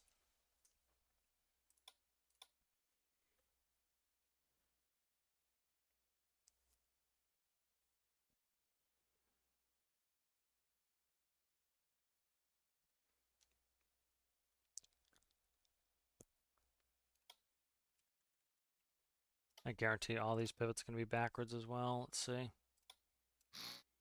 All right, so this arm's whole job is just going to be to attach this. So I kind of need a hard coupling, then I need to go to a soft coupling for this.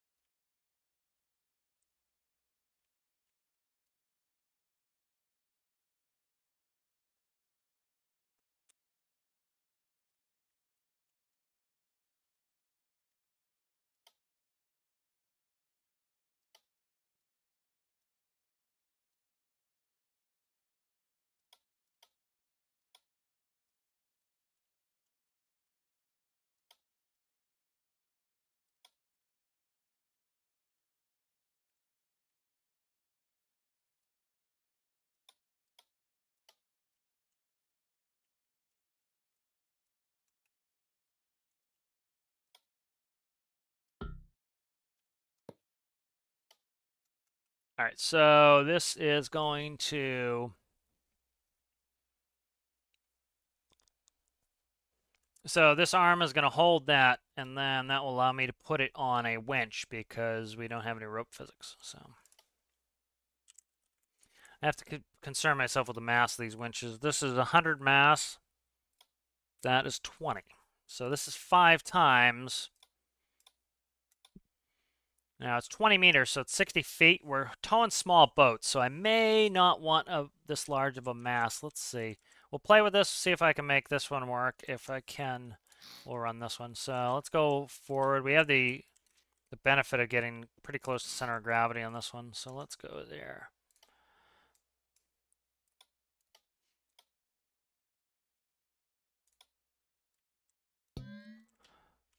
Nope, it needs to come up one. Okay.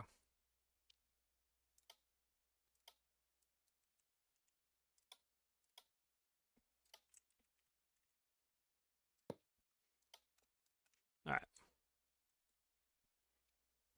That raised the center of gravity up a little bit more than I like, but it's not terrible. And so this coupling will hold it up against the ship. And then what I want to do is let's go to On-off output will go here, and then that will go to here. And let's see, let's get the electricity plumbed up. I can run with infinite electricity again, so that's not a big deal. We'll run with infinite electricity again. Let's do up, down, left, right. And I'm gonna have to do something else for that.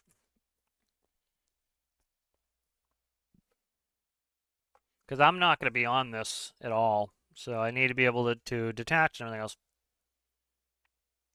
There is no, I listened to something about the difference between a ship and a boat, and there's really no like hard and fast rule. It's kind of, it's just whatever they call it, which is kind of interesting. I tend to think of it myself kind of size-wise. All right, so let's see. All right, let's see if I'm gonna be missing a control on this one. Just take a throttle. Not ideal, but and I need to plumb this up so that the drone controller that I made for Shroom works as well. So, eventually I'll get into that, converting it over, but again, I need to know this works first. So, and then let's see, I need 1 goes to on-off output there. And then I need, let's see, 2 and 3 maybe. 2 is down, 3 is up. Okay.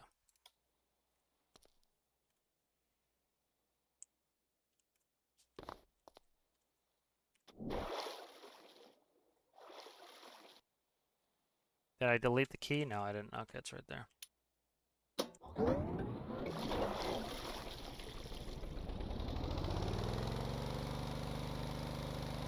Going from electricity back on.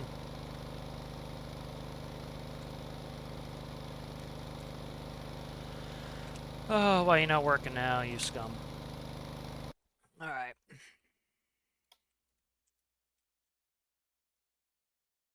Left, right. Okay. See if we can get this little crane arm to work here. IRL, of course, we'd be able to put a ring, and then if we had cable physics, the cable would be able to pull up into the ring, and then we would be able to connect that. That's not what we're going to be able to do. The issue I'm going to have, too, is if this is centrally located and this breaks the connection, we're going to have issues. So this could be very problematic here, so I have to deal with this. That's something I'm going to have to think of, because if that connection between the mag all breaks, we're in trouble.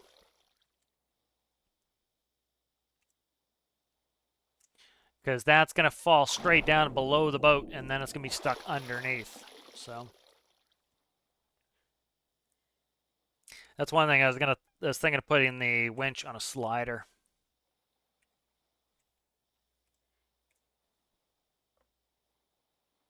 All right.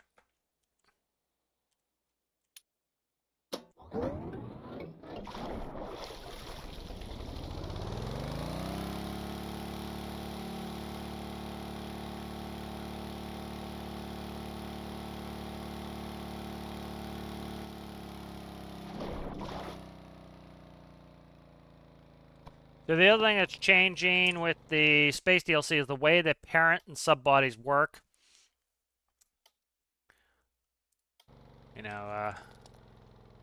Talking on Reddit to somebody on Reddit is, like sometimes if you launch a drone from a parent vessel, it can only go about 2 kilometers before it despawns, and the range is a little bit iffy. It will change. Am I on?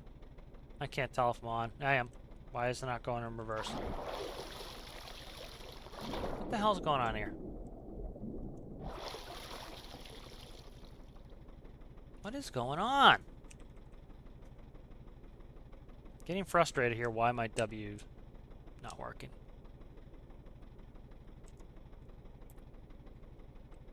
Oh, I know why. I think I know why. Okay. Was I changed it on one of the other iterations of this that the trigger is supposed to be push, not toggle, and it's still toggle. So this needs to be able to remotely, you know, align itself like this. And I'm trying not to grab that that anchor itself.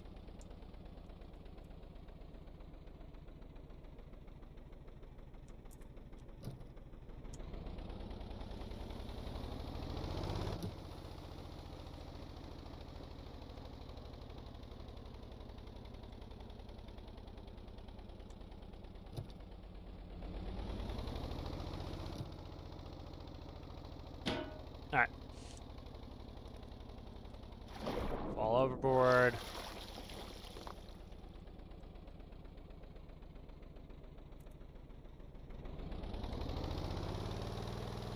All right, and then what I do is like that.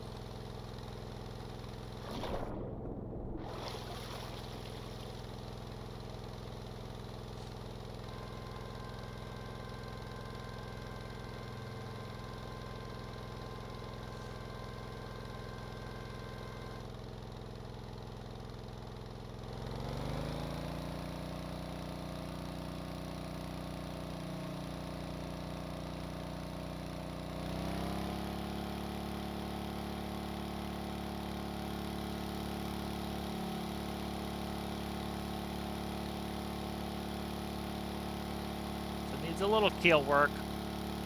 That winch is too heavy, frankly. That's gonna be really raises the center of gravity up too much. So I don't want that winch that high. That's a lot of mass to put that high. That's problematic to put that much mass that high. That's like, what's that, like, I don't know, 66, maybe like 6% of the total mass is that winch. That's excessive. But it's towing pretty well. It's just, I need to get that center of gravity back down. So, what are we at now? Let's check it. All right, we're at 32, so 20 should be fine. So these medium winch should work fine.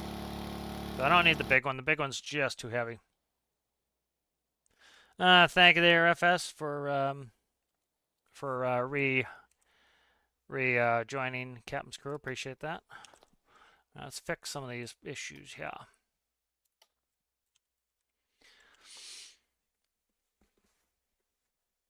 So I think I'm going to change up. This arm is like, crap. When was the last time I saved this thing? A while ago, it looks like. Crap. All right. Yeah, whatever. I can fix all these issues that I had. Bunch of the stuff's going away anyway, so. All right, so I think what I'm going to do, let's move the seat again. Slide that forward.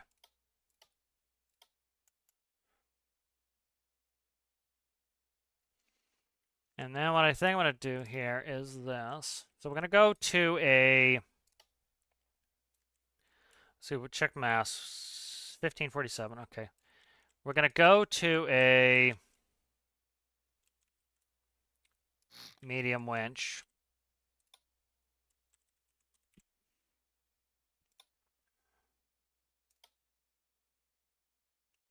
Now put it on a sliding couple because we're going to have this issue where, let's say, for example, that magall disconnects. It's going to fall straight below the winch, and it's going to be down here. I'm going to have no way to ever reconnect that. So if this goes 20 kilometers away from Triton, I'm going to have no way to fix the winch. So by doing it this way, I'm hoping that I can get the winch to recouple. And I don't. The crane arm is kind of cool, but it's also going to be a massive pain.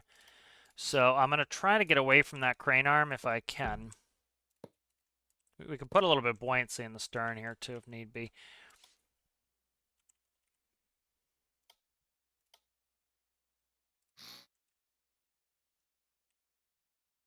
So the higher this is as well, the more likely this is to have issues. So what I want to do here is, let's go like this.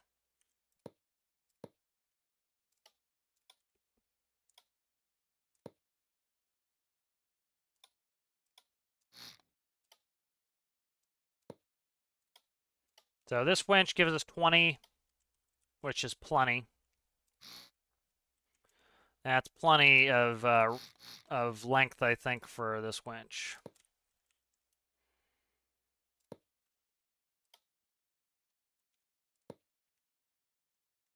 All right, so what this is going to allow me to do, I'm going to probably have to flip it. I don't think it matters. So what this will hopefully allow me to do, let's set it up here, and then we'll do a test.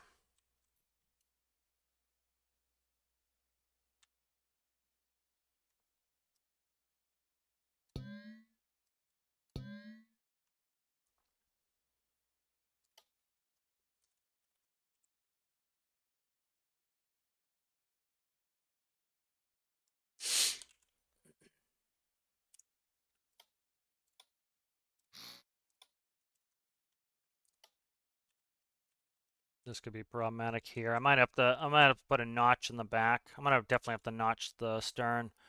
It actually might be beneficial to notch the stern anyway. So let's try notching the stern here. Let's notch the stern like so.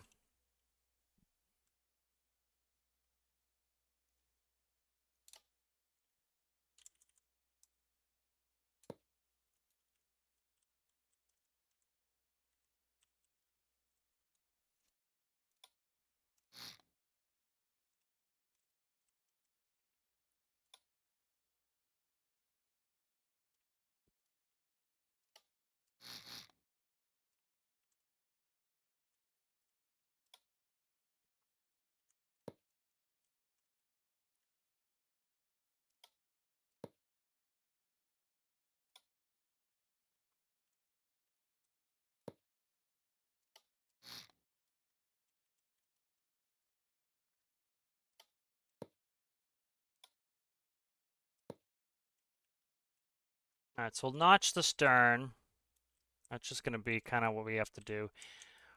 That's going to actually help me fix some of this issues here, or some of this aesthetic stuff here. You can just be pasted.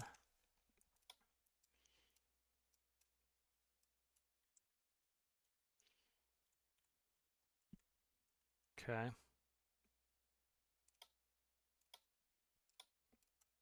All right, let's grab this. Hopefully this pushes out fine. I think it should.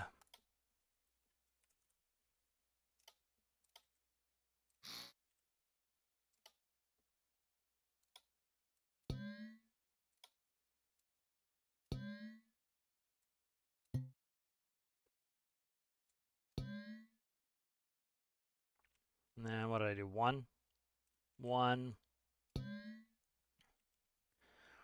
All right. And then I have that. Let's do 3 4s. Okay, that's there. Okay, 3 and 4 are gonna go here. All right, so this is hopefully gonna simplify this out for attachment.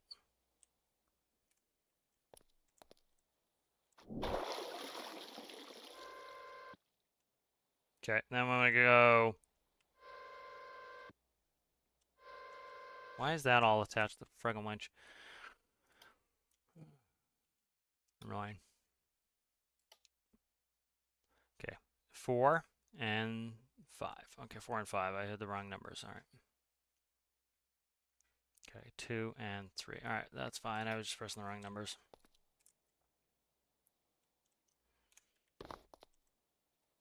I'm gonna have issues if this falls off. So let's go. So as long as that pushes that overboard, which they're just jammed up. You suck.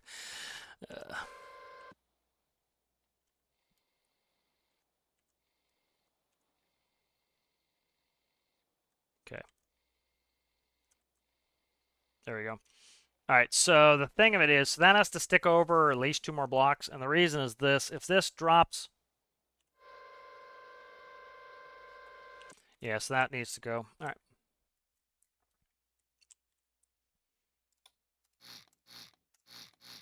Okay.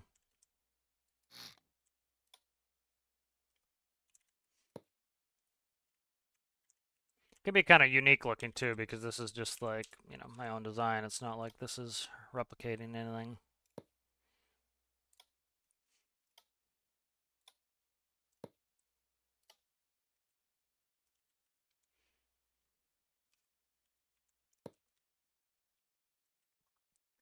And then looks like kind of like a mini anchor handling tug.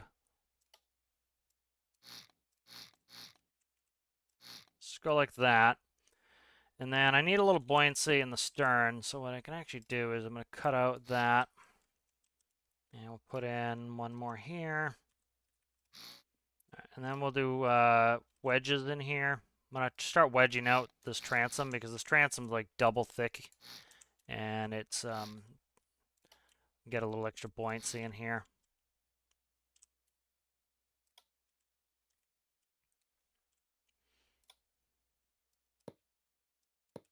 Okay.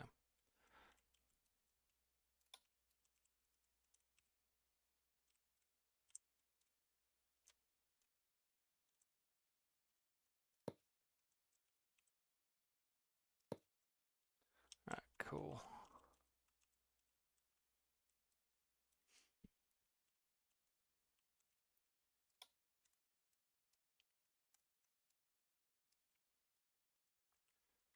All right, so that's a little bit easier to push that off the back like so. All right, that's good.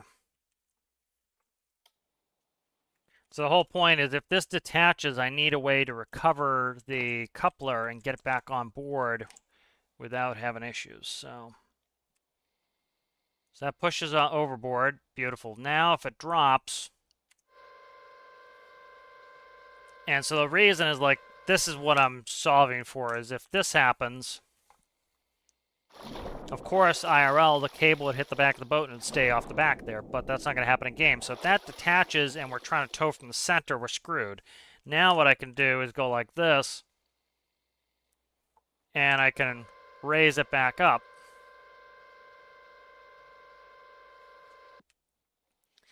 Now the issue is I need to be able to hook that up to a... I need to be able to hook that up to the craft. So it's, you know, the problem is right now it's going to want to maybe connect to my rudder. So maybe put the winch vertical, I'm thinking.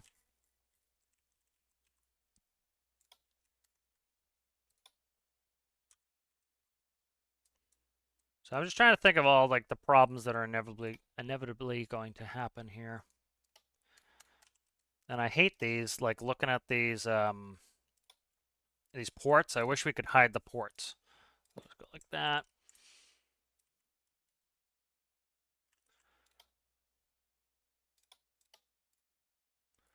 And 4 and 5 will switch to pushes. All right. And I want to get rid of that flywheel. It's a lot of extra mass for really limited benefit. Like the flywheel is, put a Y in there. There we go. 100. That's a lot of mass in there for, I don't think we're gaining enough benefit off that flywheel, if anything, to do it. I'm actually going to increase the size of the engine to 24 just because we can go at a lower RPS. And when it comes time to cool that, that'll be even easier. All right.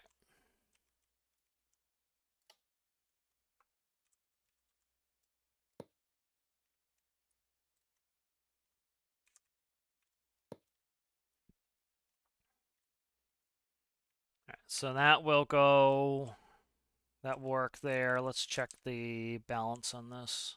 Not too shab. Probably I'm gonna pull a strip out of the back of the stern here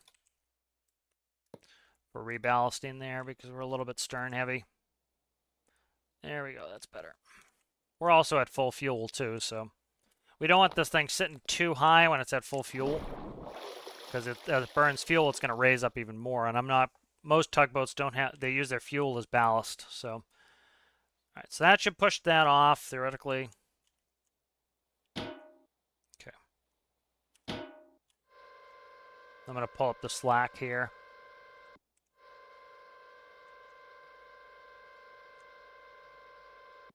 Alright, so now, hopefully that's sitting...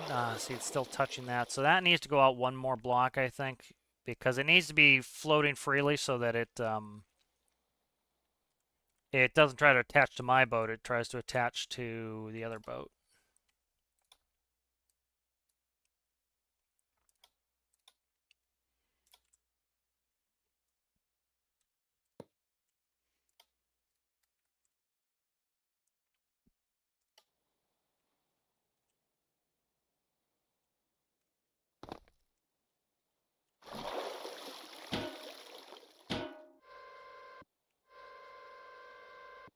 Alright, so that is at max height. And then that should stick off the back and be attachable to a boat. So let's do this. Let's pull this in. Let's save it. And then I'm just going to stick out something to tow. I'll just stick with this boat. Screw it.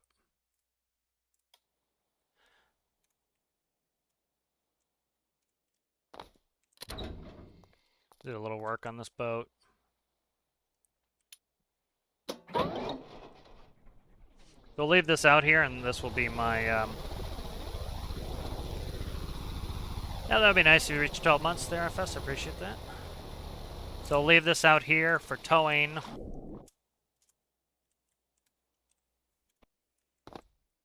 Alright, and then that will stay out there, and I'll stop recalling it, and then we'll be able to just go keep testing towing it. So I want to make this work as a little boat controlled by me, and then once it works, I can convert it into a drone. I don't want to do the drone conversion too early. This can kind of look unique and different because, again, it's kind of my own invention. It's not like I'm retrofitting a tugboat to work this way. This is going to be its own creation. So. And then it's going to have stacks for air intake. It's not going to have much, but it's going to have like a little dimple in the middle. It might have a HAL 5000i or something on it. Give it a little bit of interest. Alright, so that will go out. Reverse into... I'm just going to grab one of the hulls. I still didn't fix that toggle.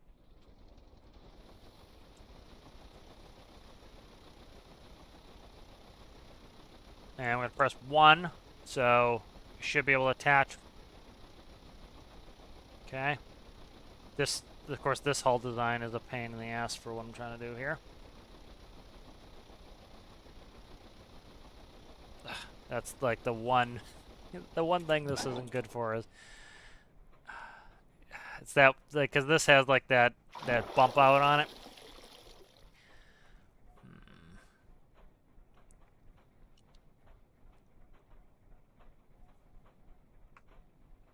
Let's try something here.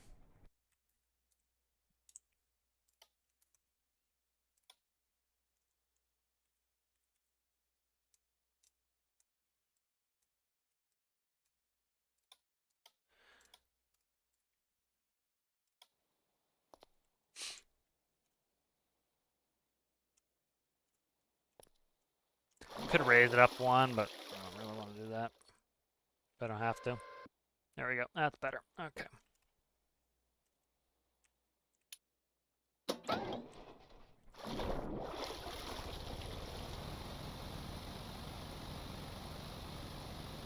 There we go. That's sitting pretty now. Beautiful.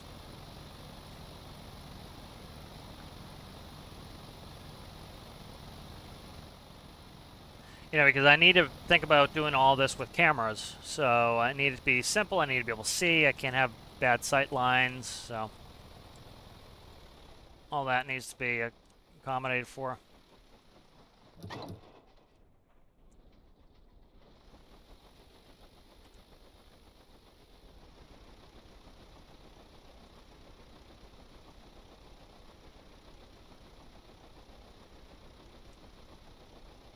There we go.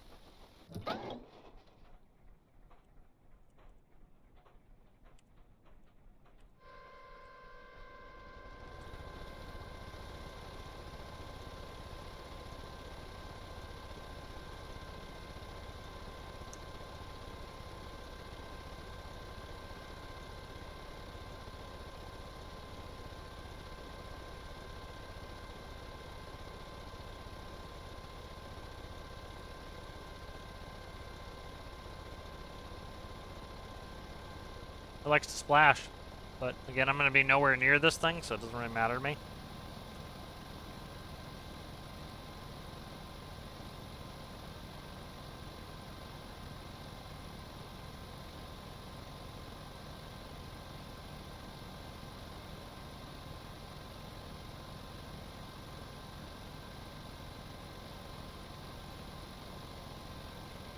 So I'm going to try to tip it over, see what I can do. The fins there, I'm going to fix those fins. That will make it less tippy. But let's see what happens if I tip it over. What's the worst that happens? Likely it's going to sit itself back up, so it's not the end of the world. Yeah, so it's not going to be that big of a deal. So a little bit of fin work I think will be good. Oh, there's actually one over there. See it? Something. There's one of those over there left out in the world. So that's max length, so that's good on length. It's behaving properly, it's towing well. A little bit of fin work, because these fins are so close together, I'll work those out and get them so that they, like, see, even if we tip over, as long as, like, let's say I press space and we stop, tips right back up. So it's not like it's going to permanently capsize. So probably a little bit of fin work, a little bit of weight work, and we should keep this from capsizing. Like a real tugboat will capsize if you do that too aggressively. Yeah, plus it's very narrow because it needs to fit where a container fits, so.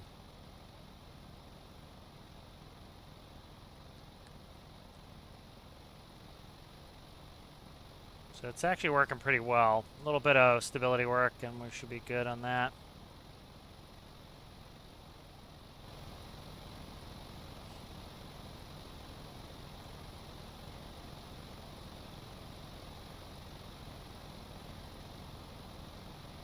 Now, what are we getting for a speed here? We're getting, yep, 8 knots. I'm happy with 8 knots. You know, I hope this is going to be on autopilot. I'm not going to have to sit here and wait with it. So, you know, like the rescue missions have been from like here down to here. So, like, I'd be out in Triton, I'd send this out, it would head up, bingo, it would stop, I would hook up, I would put it on autopilot, it would go down, and then when it gets close enough, it's going to pay me, and then I'm going to be able to move on with my day. And still do rescues and stuff, so working pretty well. Definitely proof of concept's working well, so good.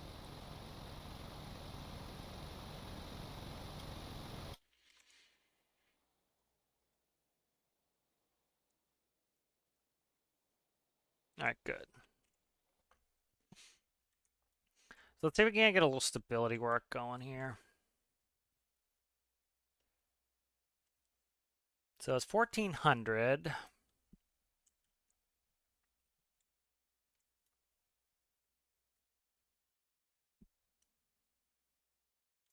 One thing I can do too is this. Let's go in here. If the more buoyancy I add, the more weight I can add. The more weight I can add, the more, you know, I can get it to sit the way I want it to. So what we'll do is we'll start with this. Microcontroller is going to go in there eventually anyway, but for now, what I'm going to do is I'll start by wedging these. And that's going to increase this buoyant volume, and it's going to decrease the mass in here by a considerable amount. So we're at 14 and change, and so we're going to want to go back to 14, but we're going to, essentially what we're doing is we're trading the mass of the decking for the mass of what's going to be at the very keel of the ship, and that's going to get the center of gravity even lower. I should have here. Let's back it up. And we'll see where it is. So like here's the CG. Let's change this out here to, and let's go pinky line the, so pink, right there is the center of gravity currently. All right, so right there, center of gravity currently. And then let's go ahead and, I should have done it that way, but yeah, we're screwed now. All right, whatever. And then I'll delete these out and we'll replace these with wedges.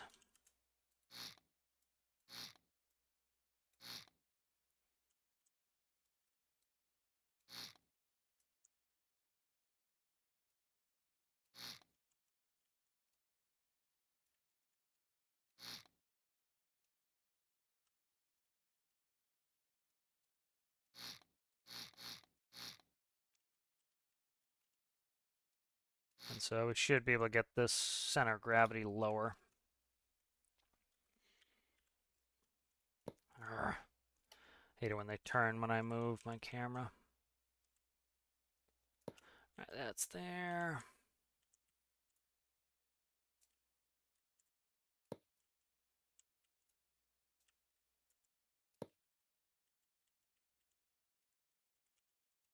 And then wait, the microcontroller's going in here as well at some point, so that will help us even more. All right, so we're up to 1321. So we've trimmed, if you notice, we've trimmed out about 100 weight, and the center of gravity, if we look, has gone down. So that's exactly what we're looking to do here. And so what I'll do here is now we could trade out some more weight blocks. So I want to get back to that 1400 number. The 1400 number was good. And so this should lower the center of gravity more. So we're dropping the mass up top and we're increasing it down below. So that's back around, we were 1427, we're 1429 now. And I meant to look at it in the editor. See where the CG is now. So now look at the CG. So we dropped the CG by a block. So now the CG is down here. It's where it was there before. So that should help with stability.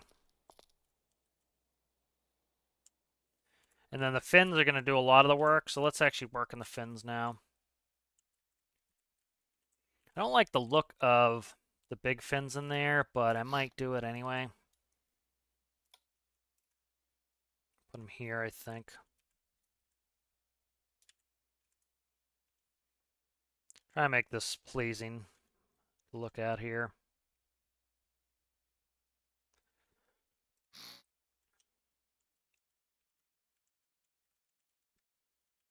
Let's see if I can make this look reasonable here. Have my doubts.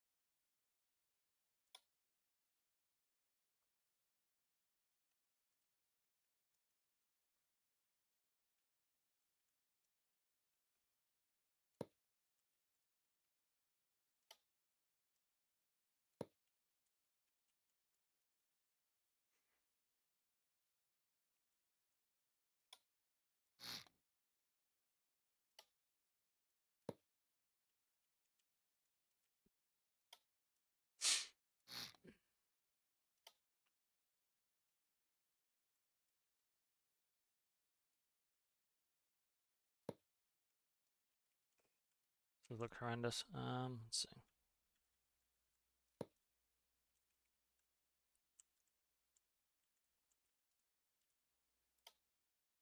It's add a bunch of weight, but it's low weight, so I don't really care about that too much.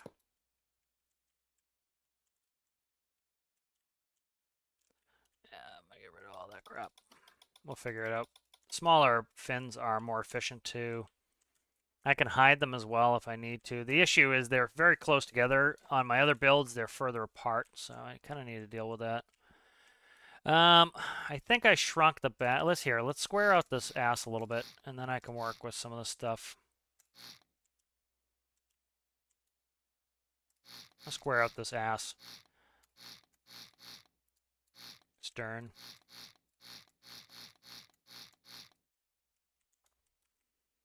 Okay, this should help with some of this stuff.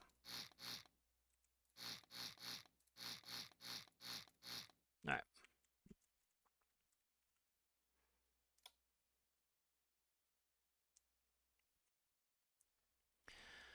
And then let's go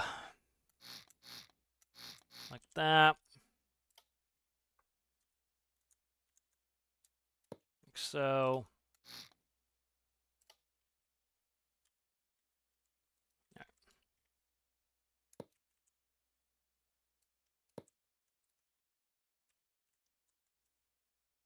I have a little bit too old school, too sculpted for what I'm trying to do here, so.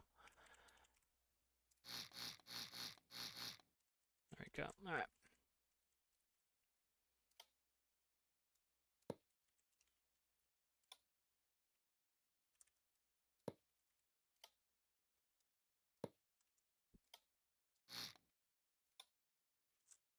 Especially, you know, one thing is people always, they fret about their hulls, and you're never going to see your hull. You know, your hull is underwater most of the time, so it's like, see a lot of people, they're trying to get really good looking hulls, and it's like, you're never going to see it. It's like, to a certain extent, you kind of got to just say, oh, if it doesn't look perfect, I'm all right with it.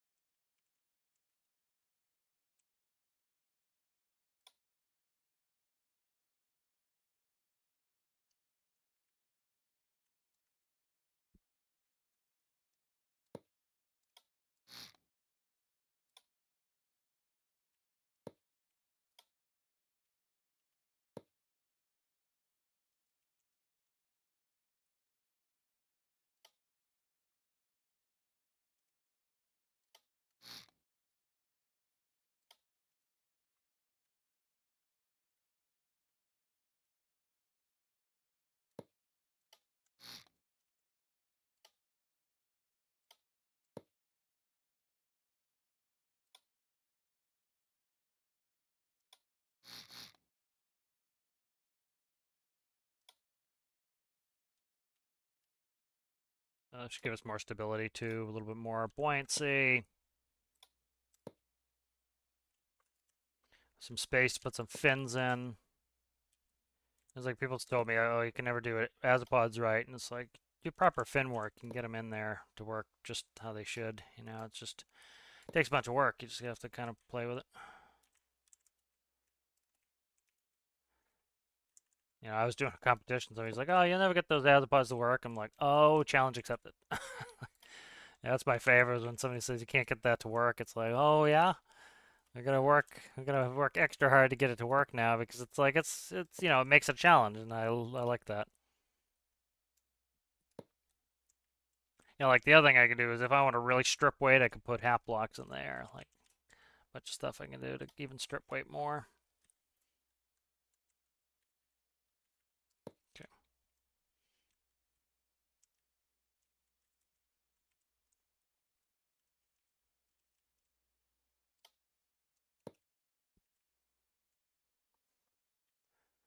Now, there's one rule that I do like in the 454 challenge is that no XML whatsoever. It's like, you know, it's nice having all the same blocks too sometimes. All right, so that looks pretty good. I'm not opposed to the way that looks, and that should add some buoyancy. We're up a little bit on mass. Let's float it and see what we look like. All right, a little bit of stern weight, which is good because I want to add some, or a little bit of stern. Stern's a little bit higher than I like, which is good. The balance is off because I want to shift some into the keel of the stern. So what I want to do is try maybe this. Let's cut out, what's that? 11 blocks, and then let's cut 5. There's 10. Okay. And then we'll put the 11 back in there. So give us a little bit of a keel there. So that's nice. Get a little shift to stern. Beautiful. That balanced out nicely. Because I don't want to favor one side or the other with that. I want it to behave a little bit better this way. Like this thing is rock solid. Like if you remember when I first spawned it, it was like almost tipping over with me. Now we've got that weight so low that it's behaving itself pretty well. And what are we up to on mass here? 1468, so pretty good. All right, that's going pretty well so far. Center of gravity now, if we look at the center of gravity, it is perfectly in line with the propeller. So that's even better too, is this is going to be less likely to try to pitch the bow out, which the fins have to counteract that. Doesn't need that anymore, so that's helpful. And what I think I'll do here is, let's go like that. And then I'm going to take some fins. I'm actually going to put a cheater block in there, and then I'm going to take fins. And so the way I normally do the fins is I do port starboard. This is part of my lateral stability. And so I'm going to add lateral stability back in here with the fins. So try to get them as far out to the sides as possible here.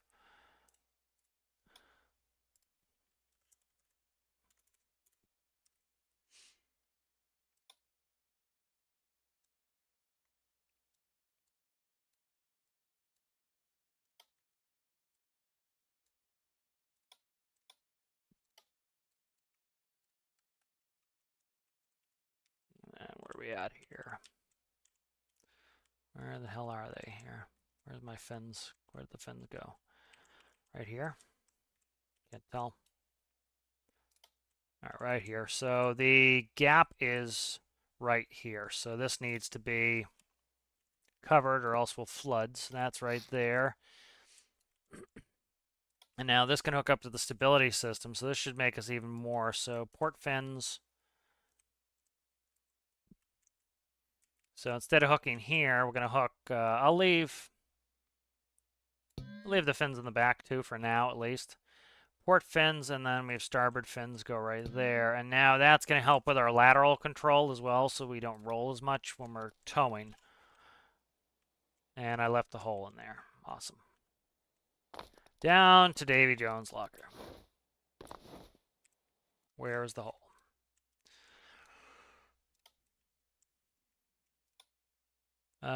Middle should have a collision. This has a collision. Now I have a collision over this. Why is that not behaving itself?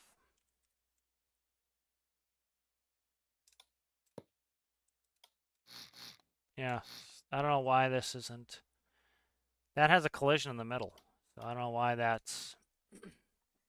The only lack of collision should be there. Did I put a hole somewhere else that I didn't fix?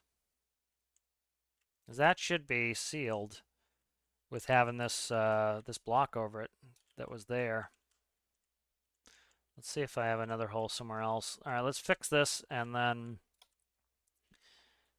So it should be this one here because this one has a block in it right there. This one is a block. That blocks it. This one is the fin, so that's where the gap is. So that should seal the gap. See if there's another gap somewhere. Let us see here.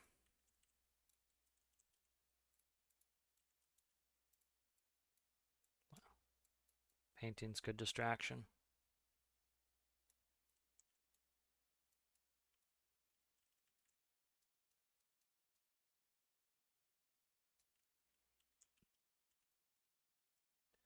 All right, where the hell is this hole?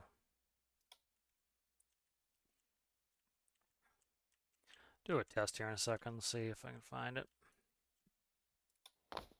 Davy Jones? Davy Jones, all right. I just put a couple wedges right across the end here.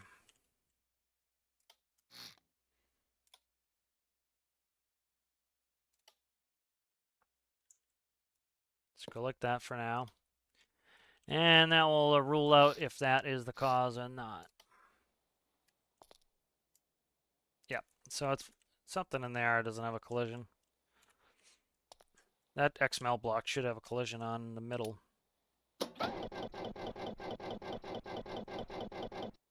Did I kill my exhaust pipes? I probably... Nope, exhaust pipes are still good. What the hell did I kill? I killed something. Right here. Okay.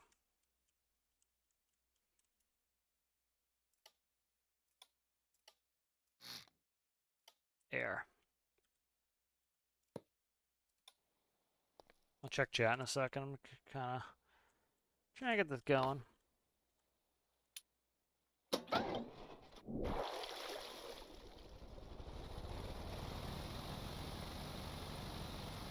I'm taking the new shape. I don't hate it. It's, especially a smaller boat like this.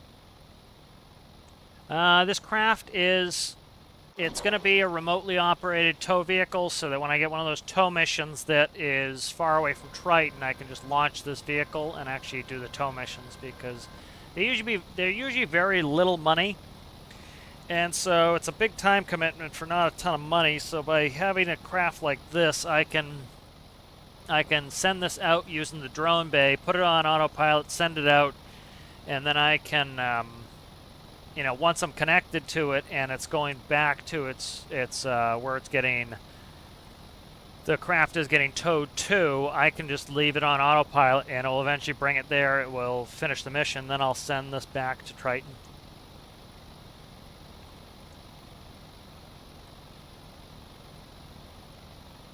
Oh, thank you, Commander Muffiners. I appreciate that. Very nice to hear. I appreciate that. And I'll see you later, FS. Probably gone already, but... Again, thank you, Commander Muffin. Sorry, I just saw your post there.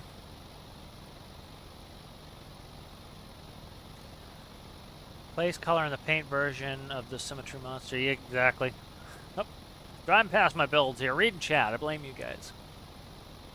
I do like this new rescue boat. I don't know.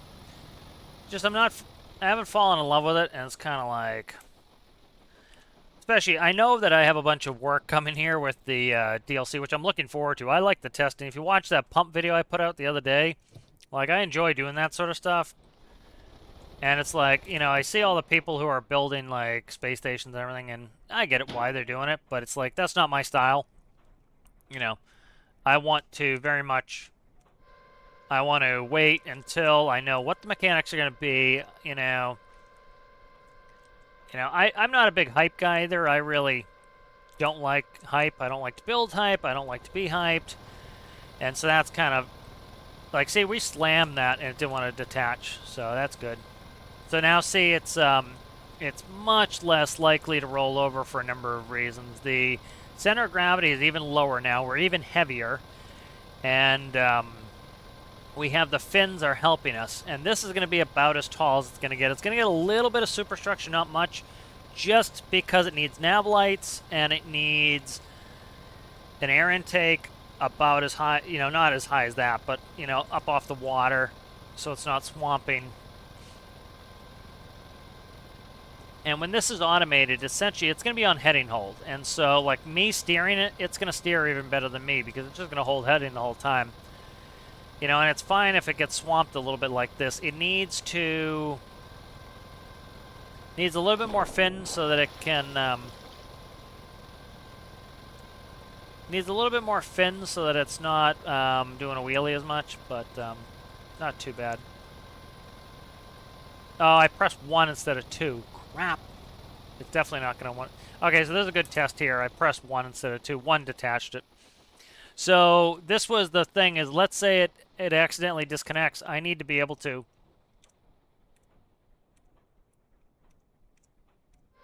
Okay, I was trying to figure out the keys. I need to be able to drag it up. That's why it needs to stick over like this, or else, you know, because we don't have rope physics. See you later, Citrus. I know I'm probably late on that. But this is kind of the whole point of this system here, is I need it to be able to come straight up. You know, again, normally, you know, if I was on the vehicle, I could detach the cable and reattach the cable and all this stuff. I'm not going to be able to do that. It's going to have to be as automated as possible. Or it's going to have to be 100% remotely operated is more what I'm talking about here.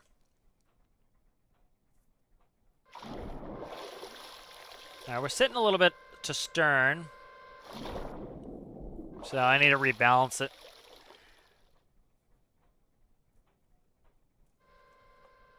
Oh, it's attached to the bottom, that's why.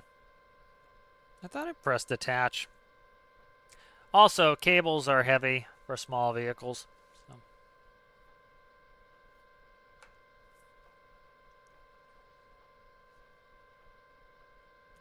If I were to guess, you know, a lot of people lately have been complaining about the weight of ropes and cables. If I were to guess why they did that, they probably needed to do that so they're not flicking around. Because sometimes you'll get crazy ropes where they'll flitter around. And I think they probably added a bunch of weight to them so they don't do that. And these are the kind of things that a lot of people don't think about when they just assume the devs don't know what they're doing, or they like, why would they ever do this? It's like, it's probably something in the game mechanics that they were like, that's just the way it's, that's the best way. We've tested it, and that's the best way. There's certainly times where they probably like rushed something out and they didn't test it enough, but there are going to be a lot of times where it's like that, mechanically speaking, just works for them. And I would say the rope mass, it's probably something to do with that. Is if the ropes don't weigh enough, they're probably going to flitter around in the air, and they're gonna flick around. As you're trying to tow a vehicle, the cable needs mass in order for you to be able to tow the vehicle. If the rope doesn't have any mass, it's not going to be able to handle it properly. All right, so I'll put some wedges under there. So a little bit of behavior issue here that I'll fix. That's the thing with these remotely operated vehicles, is they have to be pretty perfect, or else if you have any sort of issue, it's going to cause you problems.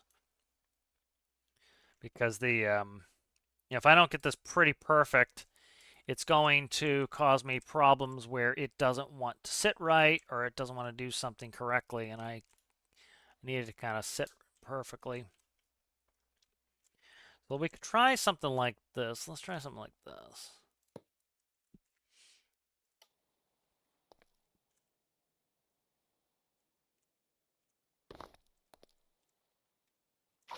Yeah, and I can't just like manipulate it by hand. I have to rely on it operating itself properly, so everything has to be done remotely, so I can't tell if that's going out or in. That's going out. I think it would be kind of cool to be able to remotely do some of this. It's going to take me a while to convert this over to remotely operated.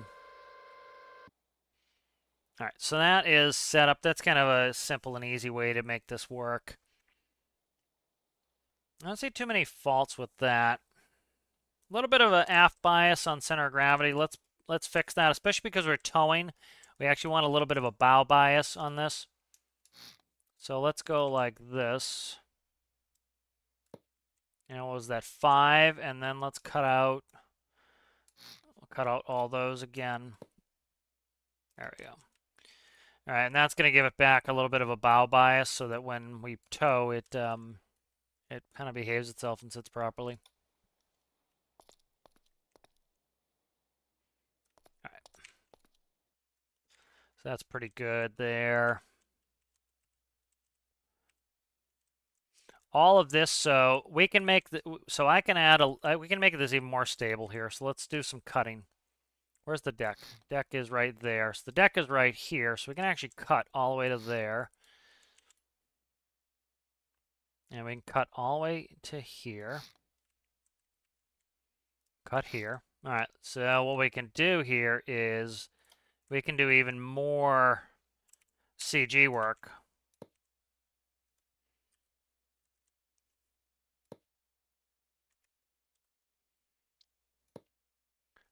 So I should have tested the weight before, but I didn't.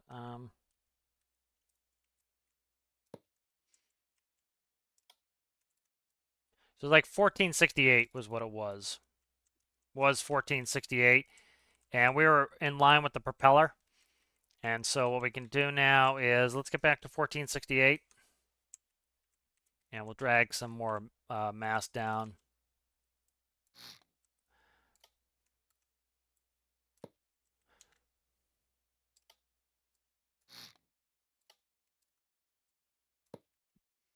And now we're up to 1568. So we've gained 1,000. We're a little bit heavy in the bow. I don't mind being a little bit heavy in the bow. I just don't want to be incredibly heavy in the bow. Because as we tow, that bow is going to want to raise. So it's good to counteract it with a little bit of mass. All right, we're up to 1523. So we've increased the mass even more. And it's even lower. So let's look at the CG. And I need to fix the seat before it drives me absolutely mad here. This trigger I keep forgetting to set to push. So we'll save that before it gives me an aneurysm. There we go. All right, so we're at 1523. And pretty much, we've dropped it, what is that, a quarter block? Something like a quarter block. So we dropped a little bit more by going in there and stripping out some of that wall. So that, not a huge deal, but that helps. Every little bit helps. Like, I could even do this if I want to go extreme on this. Let's cut that. And then you're never going to see this because it will be like that. And that cuts us down to, that cut down about, what's that, 21 mass there. And so we can add that in right here. So there's 20 mass back. Add even 2 more, why not?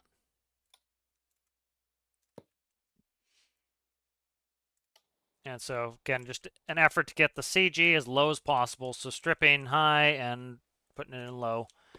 And if I need to pull any mass, I can. So, and this is full of fuel, so if we then account for, as it burns fuel, it's going to raise up in the water. So we want it to sit as low as possible when it's full of fuel. As I say, it's up higher without fuel. So you need to keep that in mind as well. You know, account for fuel mass. So this holds a lot of fuel, but I want to keep this out in the world and let it run for quite a while. So let's go do a tow test.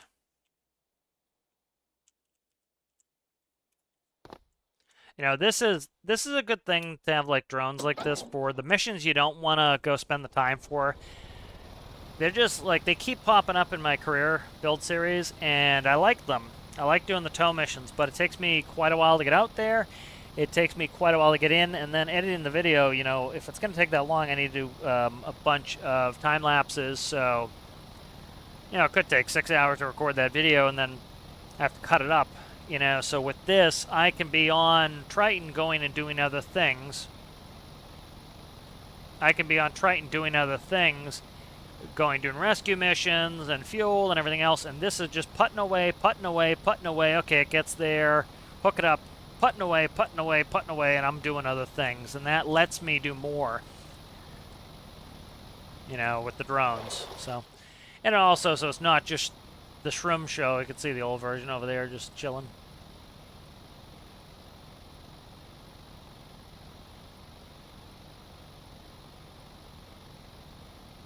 That tow's perfectly fine.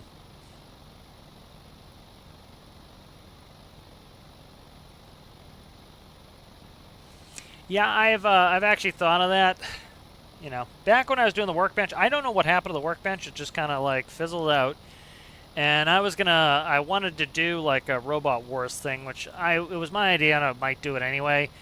But it's a lot of work to get it up and running, and then, so that was something I was thinking of is I would build an arena, and then, you know, have people in there, and so it's a lot of setup work, so I'd have to do it at some point. So that was a thought I had, doing that.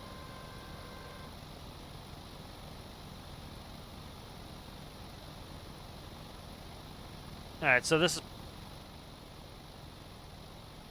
puttering along here.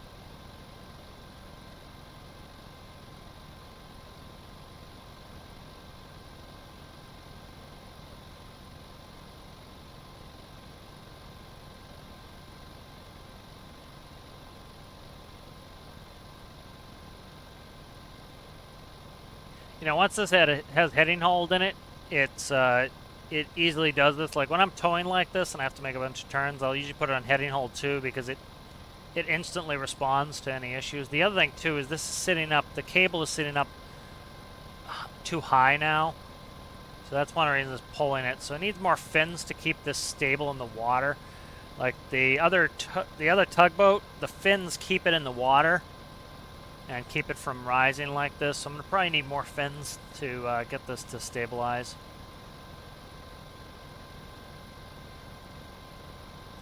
Because it needs lift in the stern and it needs to come down in the bow to prevent this.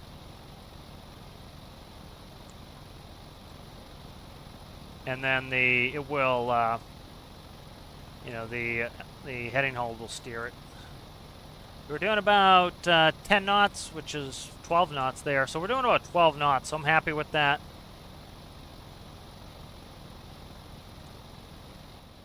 And we'll get the, you know, I've done this many times with getting the stability right, so I just need to tackle it with some fins.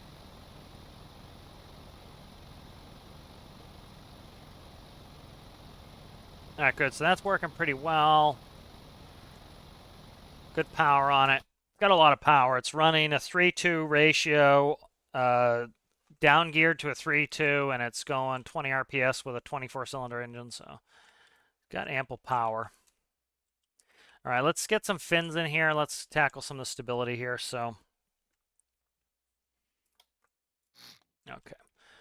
So what we're going to do here is I'm going to cut a bunch out of here.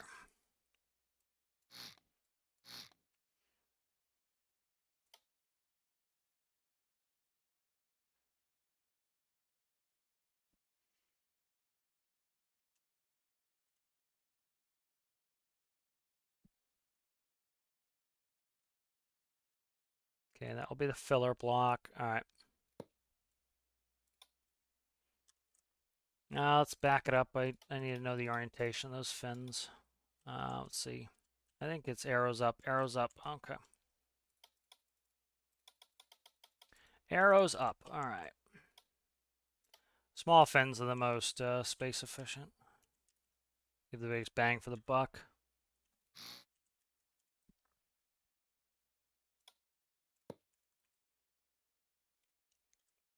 Arrow up. All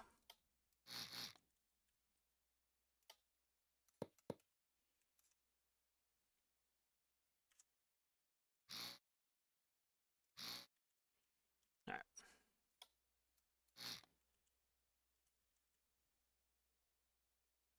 And then what's that? 5. Do I have a 5 block on hand? I don't think I have a 5 on hand. I have to make a 5 probably. I'll make a 5 at some point. So what I'll do is I'll put in that for now. And then I will just cover this up for now. All right, let's connect those back up. So the bow fin's whole job is to keep the bow planted.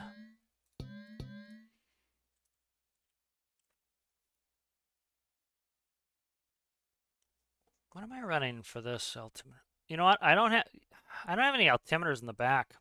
This is part of the issue here. Is I don't have any altimeters in the back, so that's literally why this isn't working right in the back. So probably should plug that in, huh? That would be, so we essentially have had no stability system.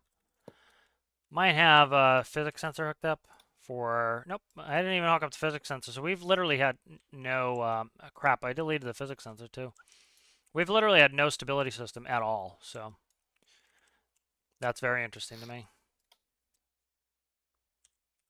So we've had no stability system at all, so let's get one in there. Because it hasn't had anything in there to run it, so that's interesting. So let's put a we did for a little while there when the physics sensor didn't get deleted, but I haven't had altimeters in there, so we've had no stern stability system. So that needs to be plugged in there, and then the 2 altimeters get plugged in. Starboard altimeter, so these control the height of the stern. That's all bow fins. That is, then what do we have here? Linear speed. Okay, that's linear speed there. Okay, so that should help. No wonder. I was like, this seemed like it was a little bit less stable than I would think. No wonder we didn't have the stability system plugged in.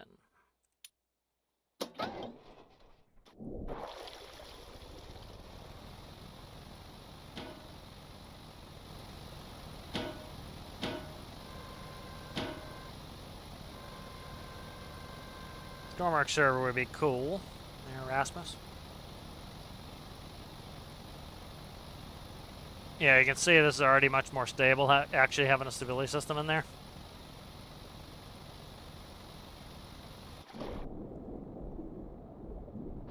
So this is a good size. This is the size of a container. You know, so this is going to fit in one of the container ports. Doesn't necessarily, I'm not going to stick connectors on it, but it can fit there, and that's the main thing is, so where do I put this thing? You know, so this can sit in one of the container slots. And so that will allow me to run it off Triton. Also, you know, this can be transported via truck, not that you necessarily do that, but it could be.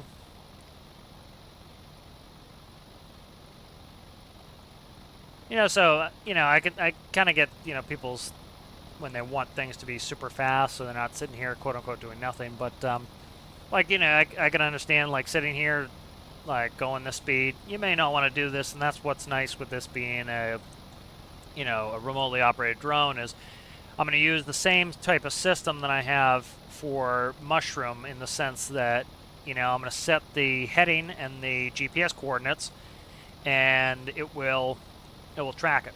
And so, you know, I'll set the GPS coordinates and the heading, or the GPS coordinates.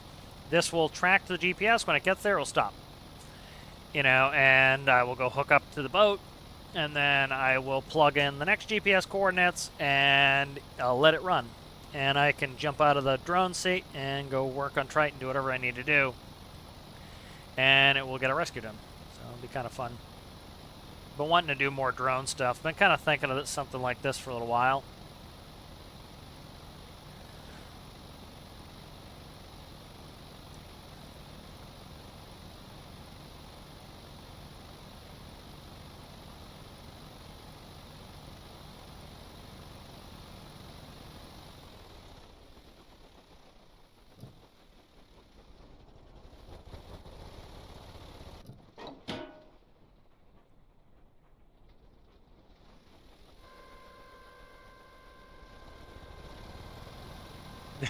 Look at it now. Look at how stable it is now when I actually have my stability system on there. Just takes a little stability system to actually make it stable, huh? And that is definitely one of the frustrations of new players, is not knowing that you need to do some of these things that, you know, like the hydrodynamic forces. Like a lot of the stuff with real tugboats is very fascinating, of the hydrodynamic forces and how the keel works. And the keel is essentially like a big wing. And, you know, it's a symmetrical well, it's a hydrofoil, but it's a symmetrical, you know, in an airplane it would be a airfoil. So we'll do a little bit of, you know, all my stuff's aeronautical, but a lot of the aeronautical, it comes from, you know, the sea initially, but, you know, the aerodynamic stuff is more what I'm accustomed to. Like, say we're doing a nice hard turn here and it's much more stable, that all those fins are acting now to try to keep us flat, and so we can do good towing here, and that's a pretty normal list to what you'd have on a real tugboat. So, and this is, again, you know, I was talking about why you don't want to have that winch in the rear. When the winch is in the rear, the rudder is trying to pull the entire mast. So right now I have full rudder. Look at the boat. See how it's barely turning? See how the boat's not turning? Like, the boat is really not turning. All right? And that's because the boat can't turn, because the thrust of the engine and the rudder is trying to pull the entire mass of the tow vehicle. Now if I bring it forward, look at it rotate. So see how I'm able to rotate? So that is why you'll notice on real tugboats, they put their winches toward the center of gravity. By putting it forward, see how quickly I can rotate now? I can rotate all the livelong day, and I use the mass of the ship. The mass and the momentum of the tugboat is what should be pulling, not the thrust. You know, because the thrust, let's say you're putting out, well, I'll just make up numbers, 1,000 pounds of thrust. That is nothing. Now imagine the weight of the tugboat. So say you have a big tugboat and it weighs 100,000 pounds, right? So about 50 tons. So if it's moving, you know, let's keep it in the proper units. So force is mass times acceleration. So the mass, let's say it's 50,000 kilograms, right? So 50,000 kilograms times, let's see, what's our meters per second? 7. So we have a force of 350,000 kilograms. So that's, the force is 350,000 kilograms. Now, as long as your 1,000 pounds of thrust, we'll keep it in metric, your 1,000 kilograms or kilonewtons or whatever it's going to be of thrust, as long as that engine thrust is enough to get that mass moving, it is now a multiplication effect. The actual mass of the tugboat is what's moving it. So this is kind of a good, you know, depiction to show you why you want to have that anchor point. And you see a lot of people, they'll anchor in the center, and that's not, doesn't work well. And all you have to do is like do some research online. You can see, and they'll tell you why. And again, I'm steering as hard as I can. You notice now the boat doesn't want to turn because that towboat's acting like an anchor, and I'm trying as hard as I can to go left. I'm trying to steer away from the rocks. I can't steer away from the rocks. Now I bring the center of pivot forward, and bingo. Now, we're steering away from the rocks. No problem. Okay, we're going to hit the rocks. We're going to hit the rocks. Let's get away from the rocks. All right, good. We're away from the rocks. Bingo. Now the mass of the tugboat. So whatever speed we're going times the mass of it is now the force. We have a lot more force I can work with. So I can quickly switch directions this way because, you know, I'm not using my thrust to pull. My thrust is much less than my the momentum and the force of my vessel. So hope that makes sense. But so this is kind of a good depiction of why you want that centralized. And you can see, like, I could not maneuver at all when it was in the back, and now I maneuver beautifully because it's right at the center of gravity, and it just pivots nicely. We have no problem. And so that's just mechanically. Like, if you understand some of these mechanical concepts, and you'll see a lot of new players that get frustrated with some of this stuff, like you saw how badly this was behaving without a stability system. And it's a pretty simple system. And it quote-unquote fixes some of the things in the game. You know, and that's when people say, oh, this sucks or this sucks in game. Yes and no. The issues are this. If they made the game realistic, like 100% realistic, you would have to go get an engineering degree to be able to build anything. Because if you didn't, how the hell would you know how to make anything, right? And so because of this, because the game is a little bit more on cartoony side than realism, it allows you to, you can still have realism if you want. Like, you can add fins, and you can simulate the hydrodynamic forces. For example, the hydrodynamic forces, the water acting on the keel of this boat keeps it from wanting to roll over. And so I can achieve that by putting fins in, and the fins are essentially acting like the water would. The water resists the boat turning. The boat, as it turns, is trying to lift, you know, hundreds of thousands of pounds of water to roll. And so that water is resisting the boat moving and is keeping it stable. You know, and so you can simulate that with fins. You know, but if you didn't know these things, you would have to have, everything would have to be 100% perfect or 99% perfect, or it just would never work. And that's kind of why some of these things, you know, I'd say be careful what you wish for sometimes. Like, if it's 100% realistic, you're never going to get anybody you're not going to be able to build anything that's unrealistic. For example, having a big whale VTOL. You know, if this game was 100% realistic, Minky would not work, because I would need an insane amount of thrust to be able to make Minky take off. You know, Minky would weigh probably IRL 350,000 pounds. And so in order for me to take off, and that's with no cargo, I'd have to have 350,000 pounds of thrust in my engines.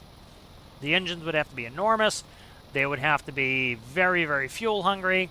And then I add another, and now the containers in game, they weigh, I think, like 1,200 to 1,500 mass. That's only like, you know, that's like 3,000 pounds. You know, those are about half-size intermodal containers. Regular intermodal can weigh like 70 up to 80,000 probably. So you say a half is 40, so that'd be 40,000 pounds.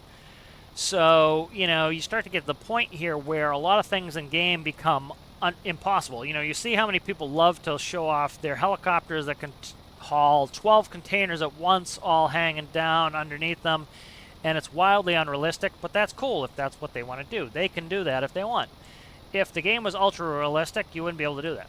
You know, there would be no picking up containers with helicopters. You might be able to make an insanely large, super powerful helicopter that could pick up one container, and it would be so inefficient to fly that container anywhere that you would never be able to fly, and that would ruin people's fun.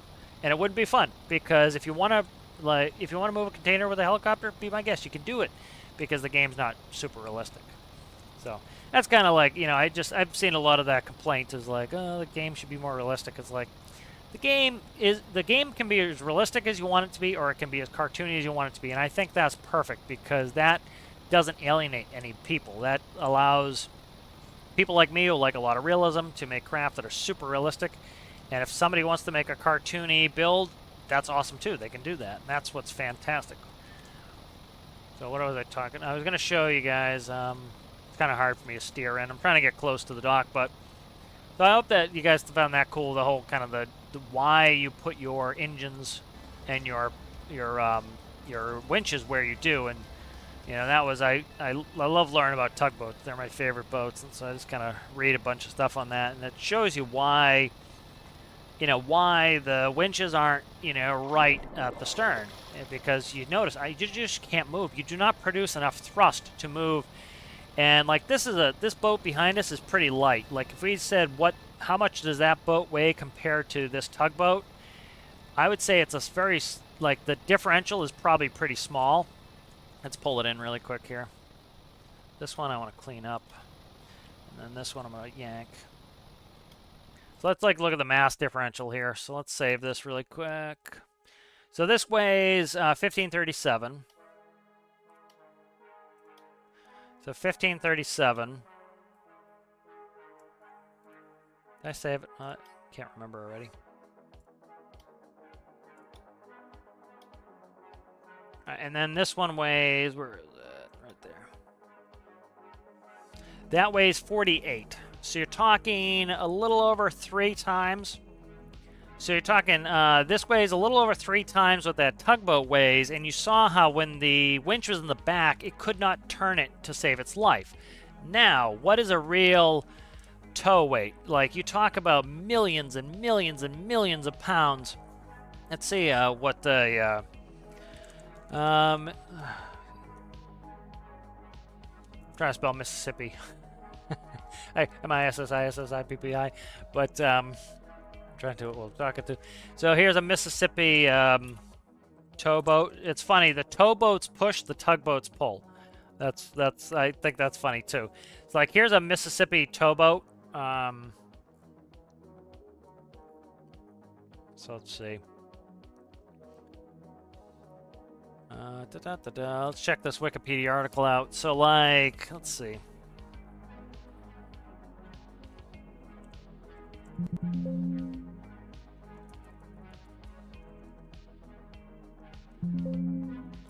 Let's see if it shows a mass. So its tonnage is 2,600 tons. All right. So 2,600 tons. Let's see. Does it have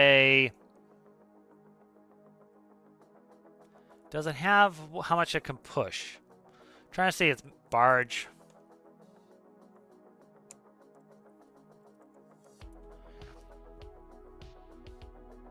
Try to check all the barge entries here. But like, you're talking potentially millions of tons a boat this size would push. And so you're going to do millions of tons with a vessel that weighs, you know, 2,600 tons. And so the differential is much larger, you know, and so now imagine you put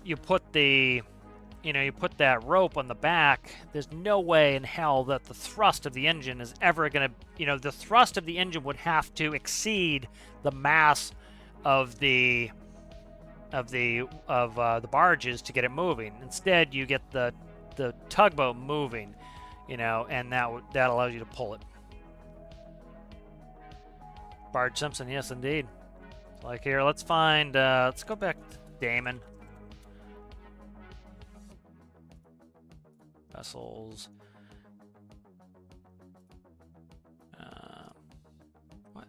This website keeps changing. It's annoying. There we go. Tugboats. So like I like ASD tugs.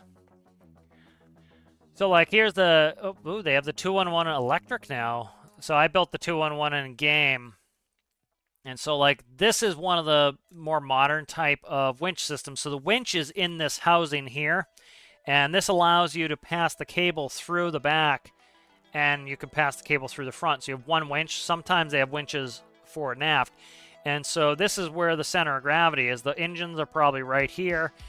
You can see where the Pimsoil line is right here. So the Pimsoil line is likely at the center of gravity right there. So the center of gravity is right here, and the winch is right here. And so that allows you to rotate and be able to operate. So like if we look at some other ones here. So here's an RS. Let's just do a stand tug. So like these are small stand tugs here. If you look in the back, see if there's any good pictures on here. So like right here, if you look, this is where the cable is. Again, here's the center of gravity at the Pimsoil line. Here is the winch. And so the winch, again, it's not located in the rear. So I see a lot of people when they're building their tugs in game, they put them right in the stern. You're losing all your maneuverability. You know, you need it here as close to the center of gravity as you can get it. Then you pivot around it, and bingo, you know, and you could see really quickly how easily it was to move with it at center of gravity, how hard it was to move, you know, aft. So it's kind of like understanding some of these mechanics are fascinating, and you know, you'll get people who will right off the bat think it's a game problem. It's not. They just don't understand the mechanics, and that's perfectly fine. Like you'd have to know every subject on the planet. So like one thing I was going to talk about real quick is. So like symmetrical wings are kind of neat. So the Corsair, not the Corsair, what was it? I think it was Corsair. Corsair has symmetrical wings. So like you don't need, so like this is like a standard airfoil, is curved on top, flatter on the bottom. The air moves faster over the top, gives you lift, and so this gives you essentially almost static lift. A symmetrical airfoil, it still gives you lift, but you have to change the direction of the airfoil. So here's a good picture here. So if we open this image up, so here's a symmetrical airfoil. So you have equal pressure on either side. So the air moves in equal speed on either side. What you need to do is change the angle of attack in order to change the lifting force. And so like a rudder is often a symmetrical it would be a hydrofoil in water, but it's a symmetrical hydrofoil, and until you move it, it doesn't change the lift vector essentially. And so now you're getting a lower pressure, higher pressure on this side. It's going to push the boat this way, you know. And so that's so kind of like the hydrodynamic forces is, so like they'll put things on the bottom of ships like the keels, and the keel is what it's doing is it has equal pressure on either side until the boat starts to tip, and now what it does is that will try to, it's now equal pressure again in the new orientation, so that will hold you in position, and so that fights, for example, the tugboat tipping over. So like if you look at some of the tugboats, these don't have big keels, but like the 2111, I know when I built the 2111, it had really cool keels on it. So like this is the electric version, but you notice the keels. So these are two symmetrical hydrofoils. And so this keeps you know, because they're symmetrical, it always wants to stay in the same position as it's moving. So when you're moving this tugboat and that cable's trying to tip you over, these wings are trying to keep you in your position. They're trying to keep you where you're supposed to be. And so that is part of the stability system to keep you from doing it. Now, in game, I actually filled mine with fins. So like if we look really quick at the 2111, and so like this one has azipods, and these are the keels. And if you look in there, they are packed with fins. And so this is how this one stays stable. Like I can go sideways in this boat. You know, like it was funny. It was this challenge that somebody told me, like, oh, you're never gonna be able to get an Azipod to work. And I was like, oh, challenge accepted. And it was, you know, where's power? So like on this, all those fins are working to, where's my desync thrust? Desync Azipods, okay. So put the Azipods out, and so just trying to see, there we go. So if you start moving an Azipod out, see, I'm pushing this Azipod out. If you didn't have a stability system in the Azipods and in those fins in the front, it would tip your ship over. And so you notice it's listing a little bit. I actually have a list built in there so it can go to a certain amount. And that's because the real tugboats will list.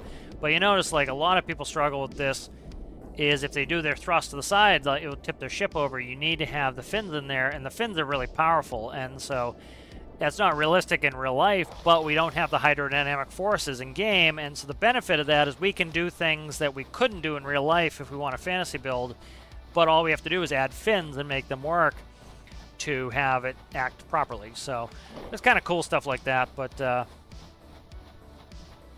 you know, so like the fins are really powerful for stability stuff.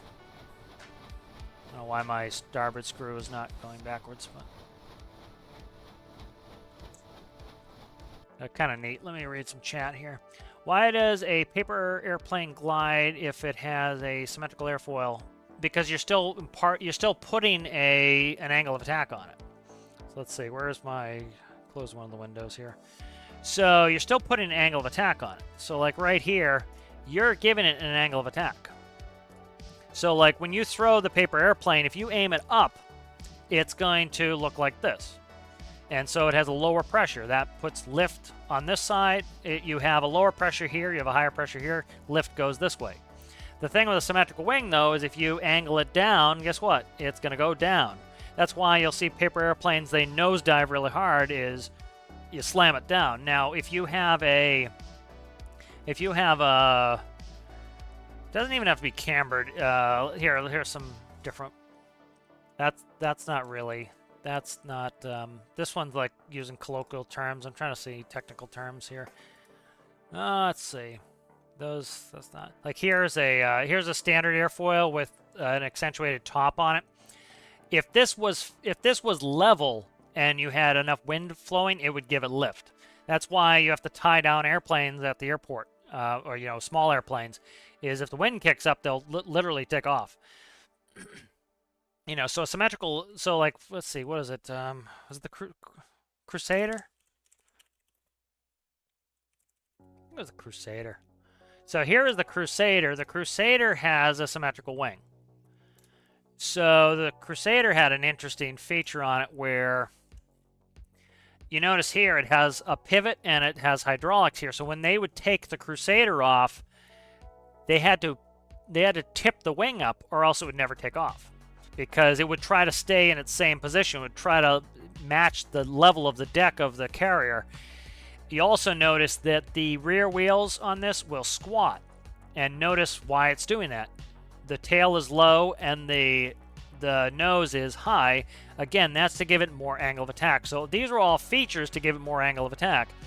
So it would, these are the hydraulic rams. You can even see them here, right, for the zoomies there.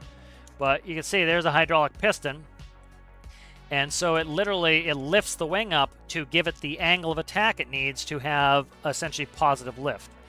And you notice here, I think these are moving slats. Here are slats to give it camber. Camber changes the shape of the wing. You notice it has flaps. Flaps change the camber of the wing. So if we look at... So let's find some good pictures of camber here. Try to find different. So like here, this is an interesting picture. We'll look at this. So here's a symmetrical biconvex, bi meaning two, convex meaning they concave. Concave means it goes in, convex means it comes out. So symmetrical, biconvex, symmetrical, same shape on either side, bi, two, convex, they come out twice. Asymmetrical, biconvex. Asymmetrical means you see one is going higher, biconvex, they're both going out, convex. Flat bottom is completely flat bottom and a convex top. Under cambered,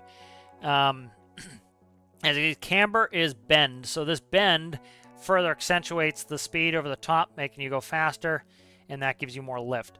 Reflex, kind of like an S-curve. Supercritical airfoil. So let's see, that's all camber. I'm trying to find like a flap camber picture here. So they're different. Let's we'll do flap types. There are a bunch of different flap types. Here, there. See if I can open this. And they have their different benefits and drawbacks. So a plain flap, as you can see, it's changing the camber of the wing. It's changing the bend of the wing. But it's not giving you more wing. All right. So this just changes the camber of the wing. A split flap, as you can see, it's just underneath. And it's essentially ignoring this part up top. And that's what you're working with. You could get some air recirculation here and drag. That's not good. You don't want a bunch of detached airflow there, so these aren't great. Slotted flap, what that does is it is increasing the camber, and what it's allowing is the air to go over and down. That keeps that from happening. It stops the recirculation. So by this going up and over like that, it causes this air to reattach, and so that keeps the air attached. So the air goes and it stays on the airfoil. This one here will detach, and there'll be an area of essentially stalled air sitting in there. Fowler flap does two things. This is what most large airliners have. They have multi-slotted Fowler flaps, but Fowler flaps, it changes the camber, it bends and changes that camber, increases that angle, increases the lift, but it also slides backwards. So this will stow under here, and then it slides backwards and it sits back here. So what it's doing is it's making the wing bigger, more wing area.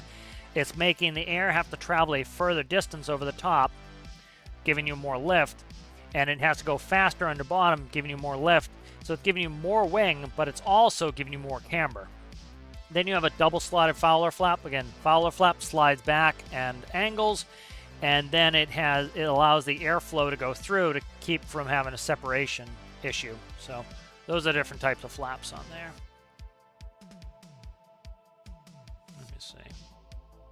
How does the rocket boost glitch work? Does it increase buoyancy? It decreases mass.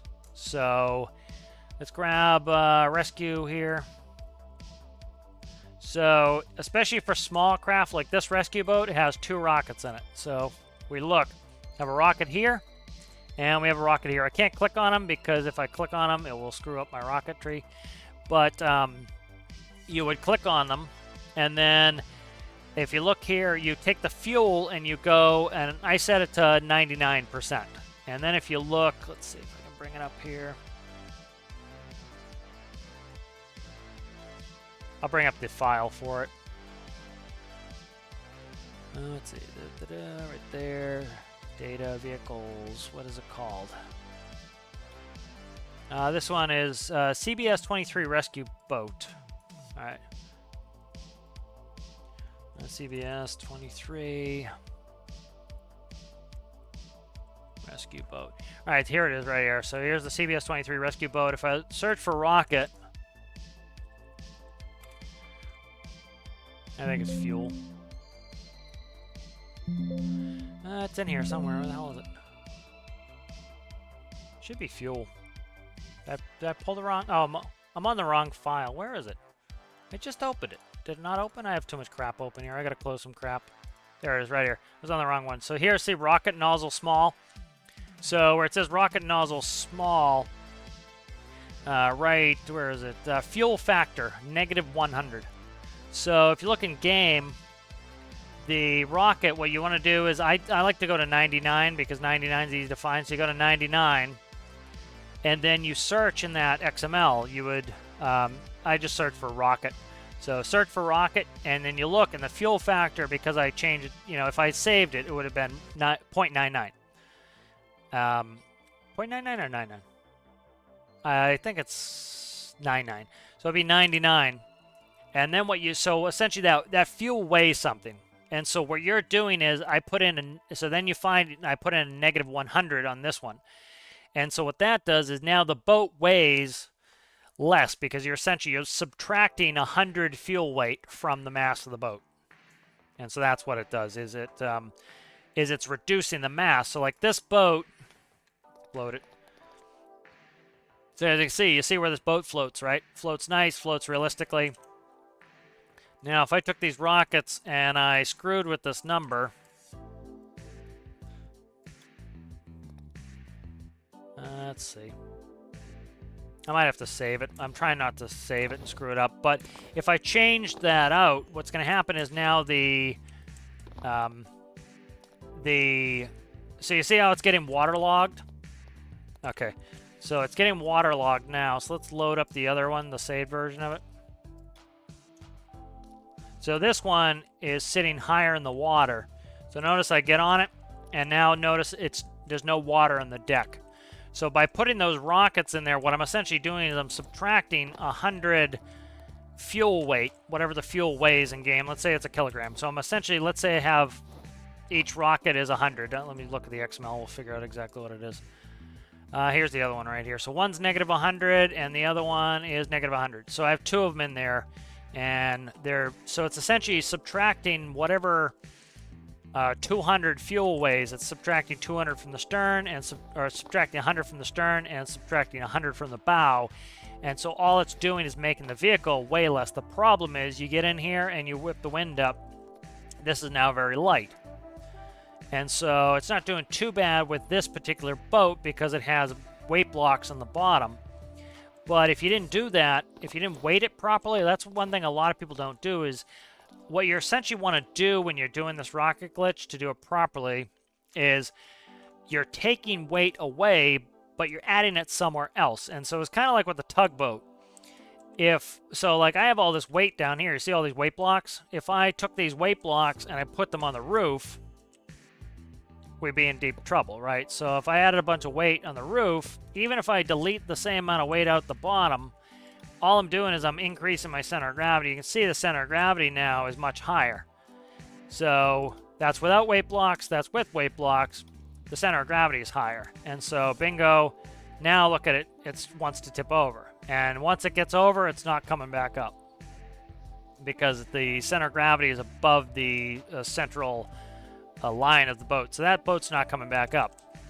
So what the rocket glitch allows you to do, if you do it correctly, is what you'll do is you'll come in here and you'll add mass to here.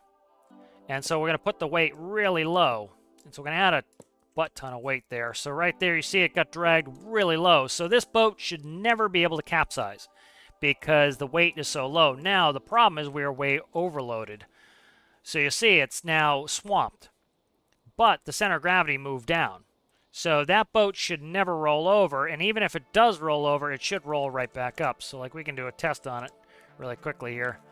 Like let's go and grab the whole shabazz. Like that's an excessive amount of weight, you can see, but we can actually fix that with the rocket glitch. So I'll kind of show you like the best case scenario for rocket glitches. I need to make sure I get all this here, so let's just grab it all. So I'm going to turn it on its side just to test it.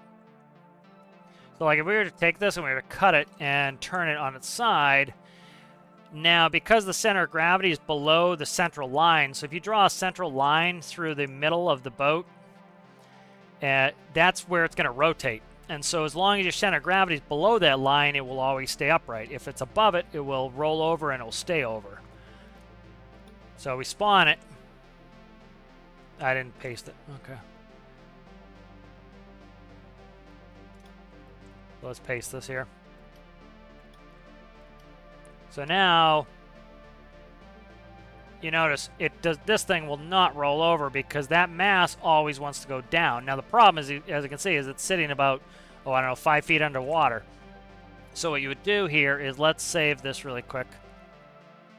as a test. So we'll do rescue test. All right, and what I'm going to do is I'm going to come over here. I'm going to go to my rocket glitch. And I'm going to go to 99. I like 99 because it's easy to find. That's the only reason I use it. 99.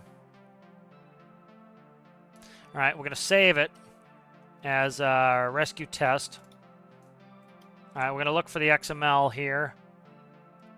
So, should be able to go back. It should just be the top one here. All right, and then I want to do Control F, and we'll do, I don't know why we have all this. What is all this? Did I grab the right file? I don't know. Okay, oh, okay, I was just in a different section. All right, so now you notice we should be at fuel factor 0.99. So now let's go like -500, and we'll find the next one. And I'll go -500 on this one. And so essentially what we're doing is we're deleting all that weight, but we've reorganized the weight. So we're deleting 1,000 weight, but we've added a ton of weight in the bottom. So yes, we're taking away weight, but we're leaving what weight is left at the bottom. So it's the center of gravity should still stay where it is. But the difference being that, you know, the boat itself weighs less. So this should float. It might take off depending on the situation. But now this should float higher, theoretically. But did I save it right? Let me see. It's hard to tell with 100% wind. I'll shut the wind off, but let's check it here. Let's make sure I save this here. Did I save this? File save. Okay. Let's try to call it back. Let's open rescue test, spawn it, and let's kill this wind. This wind's not helpful. So notice it's sitting up higher in the water now. It was like 5 feet below the water before, and the center of gravity is still really low.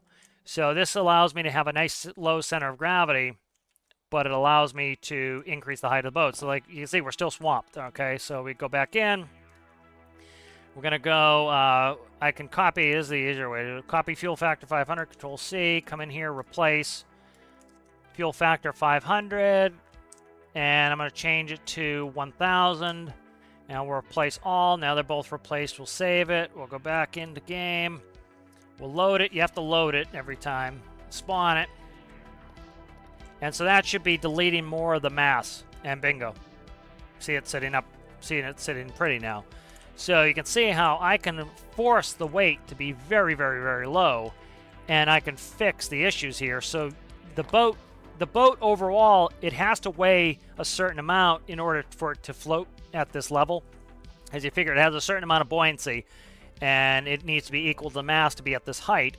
But what I'm able to do with the rocket glitch is I'm able to change where the mass is. So the mass is super low on this, so this thing should never, like, look, you know, it's very hard for me to get this rolling because that mass wants to stay low, you know, and so, like, theoretically, we should be able to do this. We're not going to add any weight to this. What I'm going to do is we're going to cut it. We'll move it out. So the mass of this vehicle is not changing. It'll change a little bit because I'm going to put a post on it. But, you know, just the post weight's the only difference. But now, as you can see, that is definitely not moving anywhere. So it should be the same mass, but now look at how stable it's going to be. The longer your pendulum arm, the more stable it should be. So now that mass wants to stay down at all times, and this is going to be ultra stable. You know, that's why sailboats have that really heavy keel. Like, before I could rock it a little bit, I can't rock this sucker at all. Like, this is super stable. And so that's the benefit of using that sort of rocket glitch, is you can change where you have your center of gravity, because, like, if you keep adding weight blocks, you're eventually going to just be underwater. You're going to be a submarine. And so this allows you to put the weight low, low, low, low, low, and then delete some of the mass. So essentially what I'm essentially doing is deleting the overall mass, but I'm concentrating it where I want it. So like there is even, like that is like super duper stable. Like that thing should be solid as rock once it stabilizes. Like you even notice, like that went from 90 degrees and it stabilized super fast because of the pendulum. And like there's no move in this sucker. You know, and so it's still, you notice it didn't go down further in the water. It's just you've moved the mass, and so that's kind of the whole thing with the rocket glitch, and why it's a good glitch is, again, it allows us to make things realistic.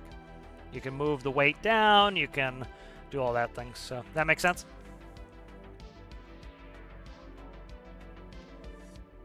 Good, good. Yep. So that is. But that, like you can see in these extreme examples, so like if you're having stability issues, you can do something like that. Put the weight low, and then delete the overall weight, essentially is what you're doing. So that really does help to get things fixed. Let's see, what else was I going to do? Check real quick, see if there's any other airfoil stuff. Oh, like, yeah, this is what my degree is in aeronautical science. I love this stuff. I don't know, weird pictures here, but like here are some other good pictures of some flaps, and so, you know, next time you fly, kind of see why they have this. And you know, like Fowlers are gonna not have separation issues. Split flaps will have separation issues. You'll have a big turbulent air patch there. Slotted flaps are really not adding extra, you know, size to the wing. So all these types of things are pretty neat. I really like getting into all that stuff. Let's see. I think I'm gonna take a break here in a second. Let me make sure everything's saved up. But I think we made some good progress on this. You know, this is kind of gonna be a cool little vehicle. So like, I'm not doing a really crazy. It's not gonna have a pilot house. It's essentially gonna have a drone. It's gonna be kind of like this, probably. I'd say it's gonna be up like that. It'll be right in the middle. You know, it'll be right where the seat is. That's why I'm building off the side. It's not. It's gonna be kind of sitting like this. And I'll just kind of sit in here like this, and then, you know, probably be, I don't know, something like this, just because I need to have air come in, and I need to have all the radios, and it needs to have nav lights. So it's just going to be like a little bit of a pilot house in the middle right here. And it will have radios on it because it's going to need radio antennas for transmit and receive. It's going to need video for transmit and receive. And then it will need, yeah, so I need a bunch of antennas on here, and then this air will be up here at the top. So essentially just look like that, and that will also not add a lot of mass to it. And again, like you saw, if I needed to, I could absolutely stack this bottom with blocks. If I made the whole bottom weight blocks, and I put a couple you know, negative fueled rocket motors in there, bingo, we're off to the races, and I can get this to be exactly balanced however I want it, you know. So, but that's kind of what I'm looking to do on that. So let's see if there's any more. I'll see you later, Rasmus. I'm going to go myself here in a minute.